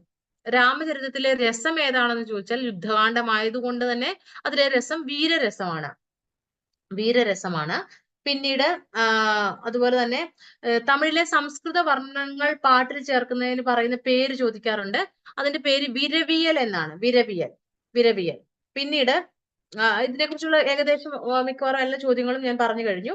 ഇത് നിങ്ങൾ ഇനി ചെയ്യേണ്ടത് പ്രധാനമായിട്ടും ഈ ഒരു രാമചരിതത്തെ കുറിച്ച് വന്നിട്ടുള്ള പലതരത്തിലുള്ള ചോദ്യങ്ങൾ, പൂർവ്വ ചോദ്യങ്ങളെല്ലാം പല രീതിയിൽ, ഇപ്പൊ ഇത്രയും ഭാഗത്ത് നിന്നാണ് നിങ്ങൾക്ക് പ്രീവിയസ് ഇയർ ചോദ്യങ്ങൾ വരുന്നത്. ഈ ഭാഗം നിങ്ങൾ എന്ത് ചെയ്യുക, കൃത്യമായിട്ട് നിങ്ങൾ നോക്കുക. അതുപോലെ തന്നെ നിങ്ങൾ ചെയ്യേണ്ടത്, നിങ്ങൾക്ക് ഈ പ്രീവിയസ് ഇയർ ക്വസ്റ്റ്യന്റെ ആൻസറുകളിലേക്ക് എത്താൻ കഴിയുന്നുണ്ടോ? ഈ ക്ലാസ് കഴിയുമ്പോൾ നിങ്ങൾ ശ്രദ്ധിക്കേണ്ടത്, രാമചരിതവുമായി ബന്ധപ്പെട്ട് അല്ലെ ലീലാതിലകത്തിൽ രാമചരിതവുമായി ബന്ധപ്പെട്ട് ആ വരുന്ന കാര്യങ്ങളിൽ ഇപ്പൊ ഇത്രയും കാര്യങ്ങൾ ഞാൻ പറഞ്ഞിട്ടുണ്ട്. ഇതിനകത്ത് നിങ്ങൾക്ക് ഉത്തരങ്ങളിലേക്ക് എത്താൻ കഴിയുന്നുണ്ടോ? ഇപ്പം ഈ ഒരു കാര്യം എങ്ങനെയാണ് നമ്മൾ ആൻസറിലേക്ക് എത്തുന്നതെന്ന് ചോദിച്ചാൽ, ഇപ്പൊ ഇതിനകത്ത് പറഞ്ഞിരിക്കുന്ന ഈ ഒരു ക്ലാസ്സിൽ പറഞ്ഞിരിക്കുന്ന മിക്കവാറും കാര്യങ്ങളിൽ നിങ്ങൾക്ക് 3 ഓപ്ഷൻ ശരിയായിട്ട് കിട്ടും. പുതിയതായിട്ട് വന്നിരിക്കുന്ന ഒരു ഓപ്ഷൻ ആയിരിക്കും നിങ്ങൾക്ക്, ഓപ്ഷൻ അല്ല പോയിന്റ് ആയിരിക്കും നിങ്ങൾക്ക് അറിയാതിരിക്കുന്നത്. അപ്പൊ നമ്മളുടെ 3 ഓപ്ഷൻ ശരിയായി വരുമ്പോൾ തന്നെ നമ്മൾ ആൻസറിലേക്ക് എത്തുകയാണ്. അപ്പൊ അങ്ങനെയുള്ള രീതിയിൽ നിങ്ങൾക്ക് എന്ത് ചെയ്യാം, നിങ്ങൾക്ക് ആൻസറിലേക്ക് എത്താൻ കഴിയും. അപ്പം കൂടുതലായിട്ട് ഇനിയും രാമചരിതത്തെക്കുള്ള കുറിച്ചുള്ള കൂടുതലായിട്ടുള്ള കാര്യങ്ങൾ ഒരു 2-3 പോയിന്റുകൾ കൂടി നാളെ ഞാൻ പറഞ്ഞു തരുന്നതായിരിക്കും. ഞാൻ ഏതെങ്കിലും വിട്ടുപോയിട്ടുണ്ടെങ്കിൽ. അപ്പോൾ നിങ്ങൾ ഇന്ന് വായിക്കേണ്ട കൃതി എന്ന് പറഞ്ഞിട്ടുണ്ടെങ്കിൽ നിങ്ങളുടെ ഭാഗം എന്ന് പറഞ്ഞാൽ ലീലാതിലകവും, അതുപോലെ തന്നെ ലീലാതിലകത്തിൽ പാട്ടും മണിപ്രവാളവും പറഞ്ഞിരിക്കുന്ന ലക്ഷണവും, അതുപോലെ നിങ്ങൾ വായിക്കേണ്ട ഭാഗം നിങ്ങൾ രാമചരിതം വരുന്ന നിങ്ങൾക്ക് ഞാൻ പറഞ്ഞു തരാം ഏതൊക്കെ പുസ്തകങ്ങളാണ് നിങ്ങൾ രാമചരിതത്തിന് നോക്കേണ്ടത് എന്ന്. ഒന്നാമതായി നിങ്ങൾ നോക്കേണ്ടത് മലയാള കവിതാ സാഹിത്യ ചരിത്രം എന്നുള്ള പുസ്തകമാണ്. കവിതാ സാഹിത്യ ചരിത്രത്തിന്റെ 21 പേജ് മുതലാണ് രാമചരിതത്തെ കുറിച്ച് ലീലാവതി ടീച്ചർ എഴുതിയിരിക്കുന്നത്. മറ്റൊരു കൃതിയാണ് നിങ്ങൾ വായിക്കേണ്ടത് സാഹിത്യ ചരിത്രം പ്രസ്ഥാനങ്ങളിലൂടെ എന്ന് പറഞ്ഞ കൃതിയില്. അതിനകത്ത് തമിഴ് മിശ്രം എന്ന് പറഞ്ഞിട്ടുള്ള ഭാഗമാണ്. സാഹിത്യ ചരിത്രം പ്രസ്ഥാനങ്ങളിലൂടെ നിങ്ങൾ പഠിക്കാൻ എടുക്കുന്നുണ്ടെങ്കിൽ നിങ്ങൾ ശ്രദ്ധിക്കേണ്ട ഒരു കാര്യം, അതിന്റെ ഓരോ ഭാഗങ്ങളും എഴുതിയിരിക്കുന്ന ആരാണ് എന്നുകൂടി ചോദ്യം വരുന്നുണ്ട്. ജനറൽ എഡിറ്ററായിട്ട് KM ജോർജ് ആണെങ്കിലും മലയാള ഭാഷ എന്നുള്ള ഭാഗം അദ്ദേഹമാണ് കൈകാര്യം ചെയ്തിരിക്കുന്നത്. പിന്നെ അതുപോലെ തന്നെ അതിനകത്ത് ശുദ്ധ മലയാള ശാഖ G ശങ്കരപ്പിള്ളയാണ്. അങ്ങനെ ചോദ്യം വരാറുണ്ട്. തമിഴ് മിശ്ര സാഹിത്യം എന്നുള്ള ഭാഗം ഡോക്ടർ KM ജോർജ് ആണ്. പിന്നെ സംസ്കൃത മിശ്ര ശാഖ എഴുതിയിരിക്കുന്ന ഇളംകുളമാണ്. ഗാഥ പ്രൊഫസർ D പത്മനാഭൻ ഉണ്ണിയാണ്. കിളിപ്പാട്ട് KN എഴുത്തച്ഛനാണ്. ഓർക്കാൻ എളുപ്പമുണ്ടായിരിക്കും, എഴുത്തച്ഛനെ ഓർക്കുമ്പോൾ KN എഴുത്തച്ഛനെയും കിട്ടും. ഭാഷ ചമ്പു വടക്കുംകൂറാണ്. ആട്ടകഥ എന്ന ഭാഗം കൈകാര്യം ചെയ്തിരിക്കുന്നത് SK നായരാണ്, ഡോക്ടർ SK നായരാണ്. തുള്ളൽ അദ്ദേഹം AD ഹരിശർമ്മയാണ്. പിന്നെ അതുപോലെ ഭാഷാ ഗദ്യം എന്നുള്ള ഭാഗം ഭാഷയുടെ സംക്രമണവാദം അവതരിപ്പിച്ച CL ആന്റണിയാണ്. അപ്പം അങ്ങനെ ഓരോ ഭാഗങ്ങളും എന്ത് ചെയ്യണം, അതുകൂടി നിങ്ങൾ ആരെഴുതി, ഇപ്പൊ ഇത് സാഹിത്യ ചരിത്രം പ്രസ്ഥാനങ്ങളിലൂടെ എന്നുള്ളതിന്റെ പിന്നെ സാഹിത്യ പ്രവർത്തന സഹകരണ സംഘം, ഇപ്പൊ ഈ പുസ്തകം ഇറങ്ങുന്നില്ല, ഇതിന്റെ ആദ്യത്തെ വോളിയം ആണ് ഞാൻ പറയുന്നത്. അപ്പം ഈ ആദ്യത്തെ വോളിയം നിങ്ങൾ എന്ത് ചെയ്യുക, അത് പഠിക്കുമ്പോൾ അതിലെ ഓരോ ലേഖനങ്ങളും എഴുതിയ ആളുകളെ പഠിക്കുക. അതുപോലെ തന്നെ നിങ്ങൾ സാഹിത്യ ചരിത്രം പ്രസ്ഥാനങ്ങളിലൂടെ എന്ന് പറഞ്ഞിട്ടുള്ള ആധുനിക സാഹിത്യ ചരിത്രം പഠിക്കുമ്പോൾ അതിനകത്ത് നിങ്ങൾ ഓരോ ഭാഗങ്ങൾ എഴുതുന്ന ആളുകളെ പഠിക്കണം. അതും ഒരു ചോദ്യമായിട്ട് വരുന്നുണ്ട്. അപ്പോൾ ഈ 2 കൃതികളാണ് പ്രധാനമായിട്ടും രാമചരിതം പഠിക്കാൻ എടുക്കുന്നത്. പിന്നീട് നിങ്ങൾക്ക് ഉപാദാനങ്ങളായിട്ട് ഉപയോഗിക്കാൻ പറ്റുന്ന മറ്റു കൃതികളാണ് നടുവട്ടത്തിന്റെ കൃതി, അതുപോലെ തന്നെ കൽപ്പറ്റ സാറിന്റെ കൃതി. ഈ 2 കൃതികളും സാഹിത്യ ചരിത്രങ്ങൾ തന്നെയാണ്. അതിനകത്തും രാമചരിതത്തെ കുറിച്ച് പറയുന്നുണ്ട്. പിന്നെ വളരെ കുറഞ്ഞ രീതിയിൽ രാമചരിതത്തെ കുറിച്ച് പറയുന്ന കൃതി എന്ന് പറഞ്ഞാൽ അത് നമ്മുടെ കൈരളിയുടെ കഥയാണ്. കൈരളിയുടെ കഥ എന്ന് പറയുന്നത് നിങ്ങൾക്ക് ഒരു പ്രൊഫസർ പിന്നെ N കൃഷ്ണപിള്ള എല്ലാ കാര്യങ്ങളെ കുറിച്ചും വളരെ ചുരുക്കി, എന്നാൽ എല്ലാ വരിയിലും ഒരു സ്റ്റേറ്റ്മെന്റ് വീതം ഒളിഞ്ഞിരിക്കുന്ന ഒരു കൃതിയാണ് കൈരളിയുടെ കഥ. അപ്പോൾ രാമചരിതത്തെ കുറിച്ച് അറിയാൻ ഈ ഒരു 4-5 കൃതികളാണ് ഇപ്പോൾ എനിക്ക് പറയാനുള്ളത്. അപ്പൊ ഈ കൃതികൾ, പിന്നെ കേരള ചരിത്രത്തിലേക്ക് കടന്നു വരുമ്പം കേരള ചരിത്രം ശ്രീധരമേനോന്റെ കേരള ചരിത്രത്തിൽ സാഹിത്യ വിഭാഗത്തിലും രാമചരിതത്തെ കുറിച്ച് അത് പ്രസ്താവിച്ചു പോകുന്നേ ഉള്ളൂ. വളരെ കുറഞ്ഞ രീതിയിൽ നോട്ടുകളായിട്ട് നിങ്ങൾക്ക് എഴുതിയെടുക്കാവുന്നതാണ്. പക്ഷെ നമ്മൾ രാമചരിതത്തെ കുറിച്ച് നമ്മൾ പഠിക്കുന്ന ഭാഗങ്ങളെ കുറിച്ചെല്ലാം വിശദമായിട്ടും ഡീറ്റെയിൽ ആയിട്ടും ഇതുപോലെ പഠിച്ചു പോകാൻ ശ്രമിക്കുക. അപ്പൊ നാളത്തെ ക്ലാസ്സിൽ ഞാൻ ഇതിന്റെ ബാക്കിയായിട്ടുള്ള രാമചരിതത്തിൽ എന്തെങ്കിലും പോയിന്റുകൾ ഇനിയും കൂടുതലായിട്ട് ഇവിടെ നിന്നെങ്കിലും നിങ്ങൾക്ക് ഉൾപ്പെടുത്താൻ കഴിയുകയാണെങ്കിൽ അതോടെ അതിന് പിന്നെ അത് എടുക്കാൻ ശ്രമിക്കാം. ഒരുപക്ഷെ നാളത്തെ ക്ലാസ്സിൽ ഞാൻ രാമചരിതത്തിന്റെ ബാക്കിയായിട്ടുള്ള ഭാഗം അല്ലെങ്കിൽ പോലും ഞാൻ അങ്ങനെ എടുക്കാൻ ശ്രമിക്കാം. ഒരു പുതിയ ടോപ്പിക്കായിട്ട് വരണമെന്നാണ് ആഗ്രഹിക്കുന്നത്. അപ്പോൾ നിങ്ങൾക്ക് ആർക്കെങ്കിലും സംശയങ്ങൾ ഉണ്ടെങ്കിൽ ചോദിക്കാം. 3 മിനിറ്റ് ആണുള്ളത്. സംശയങ്ങൾ ഉണ്ടെങ്കിൽ നിങ്ങൾ കമന്റ് ചെയ്യുക, അല്ലാന്നുണ്ടെങ്കിൽ ചോദിക്കാം. നിങ്ങളുടെ കമന്റുകളിൽ ഞാൻ അതിന് ഉത്തരം നൽകുന്നതായിരിക്കും. നിങ്ങൾക്ക് എങ്ങനെയാണ് കോഴ്സ് എടുക്കേണ്ടതെന്നോ അല്ലെങ്കിൽ എങ്ങനെയാണ് ഇതിന് ജോയിൻ ചെയ്യേണ്ടത്, ക്ലാസ്സുകൾ എങ്ങനെ വേണമെന്നാണ് നിങ്ങൾ ഉദ്ദേശിക്കുന്നത്, എല്ലാം ലൈവ് സെഷൻസ് ആയിട്ടുള്ള ക്ലാസ്സുകൾ നിങ്ങൾക്ക് ലഭ്യമാകും. അതിന്റെ റെക്കോർഡിങ്സ് ആപ്പിൽ ലഭ്യമാകും. അതുപോലെ പൂർണ്ണമായിട്ടും സിലബസ് കവർ ചെയ്ത് റിവിഷൻ പ്ലാൻ ചെയ്യുന്ന രീതിയിലാണ് ക്ലാസ്സുകൾ തയ്യാറാക്കിയിട്ടിരിക്കുന്നത്. അപ്പൊ അതുകൊണ്ട് തന്നെ നിങ്ങൾക്ക് 100% JRFിലേക്ക് എത്തുന്ന രീതിയിലുള്ള ക്ലാസ്സുകൾ, ഞാൻ JRFിന് വേണ്ടി ഉപയോഗിച്ചിരിക്കുന്ന റെഫറൻസ് ഗ്രന്ഥങ്ങളും അതിന്റെ നോട്ടുമാണ് പങ്കുവയ്ക്കുന്നത്. അതുകൊണ്ട് തന്നെ പിന്നെ നിങ്ങൾക്ക് ഈ ഒരു കോഴ്സ് എടുത്ത് പഠിച്ചാൽ നിങ്ങൾക്ക് തീർച്ചയായിട്ടും നിങ്ങൾക്ക് JRF ക്വാളിഫൈ ചെയ്യാമെന്നുണ്ടെങ്കിൽ 100% എനിക്ക് ഉറപ്പ് തരാൻ കഴിയും. നിങ്ങൾ പഠിക്കുക എന്നുള്ള ഒരു ലക്ഷ്യത്തോടു കൂടിയുള്ള ഒരാളാണെങ്കിൽ തീർച്ചയായിട്ടും നിങ്ങൾ ഇതിൽ ജോയിൻ ചെയ്ത് പഠിക്കാൻ ട്രൈ ചെയ്യുക. നിങ്ങൾക്ക് എന്തെങ്കിലും സംശയങ്ങൾക്ക് വേണ്ടി ആണ് 2 മിനിറ്റ് ഞാൻ ഇട്ടിരിക്കുന്നത്. എന്തെങ്കിലും സംശയം ഉണ്ടെങ്കിൽ നിങ്ങൾ ടൈപ്പ് ചെയ്യുക. മറ്റൊരു കാര്യം, ഈ ഒരു JRF എന്ന് പറയുന്നത് ആർക്കും ഒരു തരത്തിലും എന്താ പറയാ നിങ്ങൾ അതിനെക്കുറിച്ചും പേടിക്കേണ്ടതില്ല. ഞാനൊരു വീട്ടമ്മയാണ്. 2013 പാസ് ഔട്ട് ആയിട്ട് വന്ന് ഒരുപാട് വർഷങ്ങൾ, 10 വർഷങ്ങളുടെ ഗ്യാപ്പിന് ശേഷമാണ് ഞാൻ JRF ക്വാളിഫൈ ചെയ്യുന്നത്. അത് 0-ൽ തുടങ്ങിയിട്ട് 190 മാർക്കാണ് എന്റെ JRFന് ഞാൻ 300-ൽ നേടിയിരിക്കുന്നത്.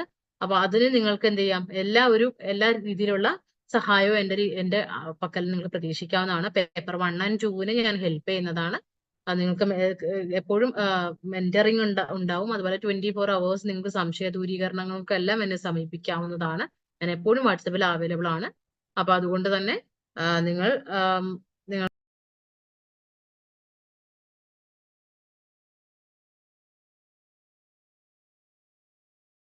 നിങ്ങൾക്ക് എന്ത് വേണമെങ്കിലും ഇതുപോലെ തന്നെ കോഴ്സിനെ കുറിച്ചുള്ള എല്ലാ സംശയങ്ങളും നിങ്ങൾക്ക് ഇതിൽ കാണുന്ന നമ്പറിലും നിങ്ങൾക്ക് എന്ത് ചെയ്യാം, ചെക്ക് ചെയ്യാവുന്നതാണ്. ഓക്കെ.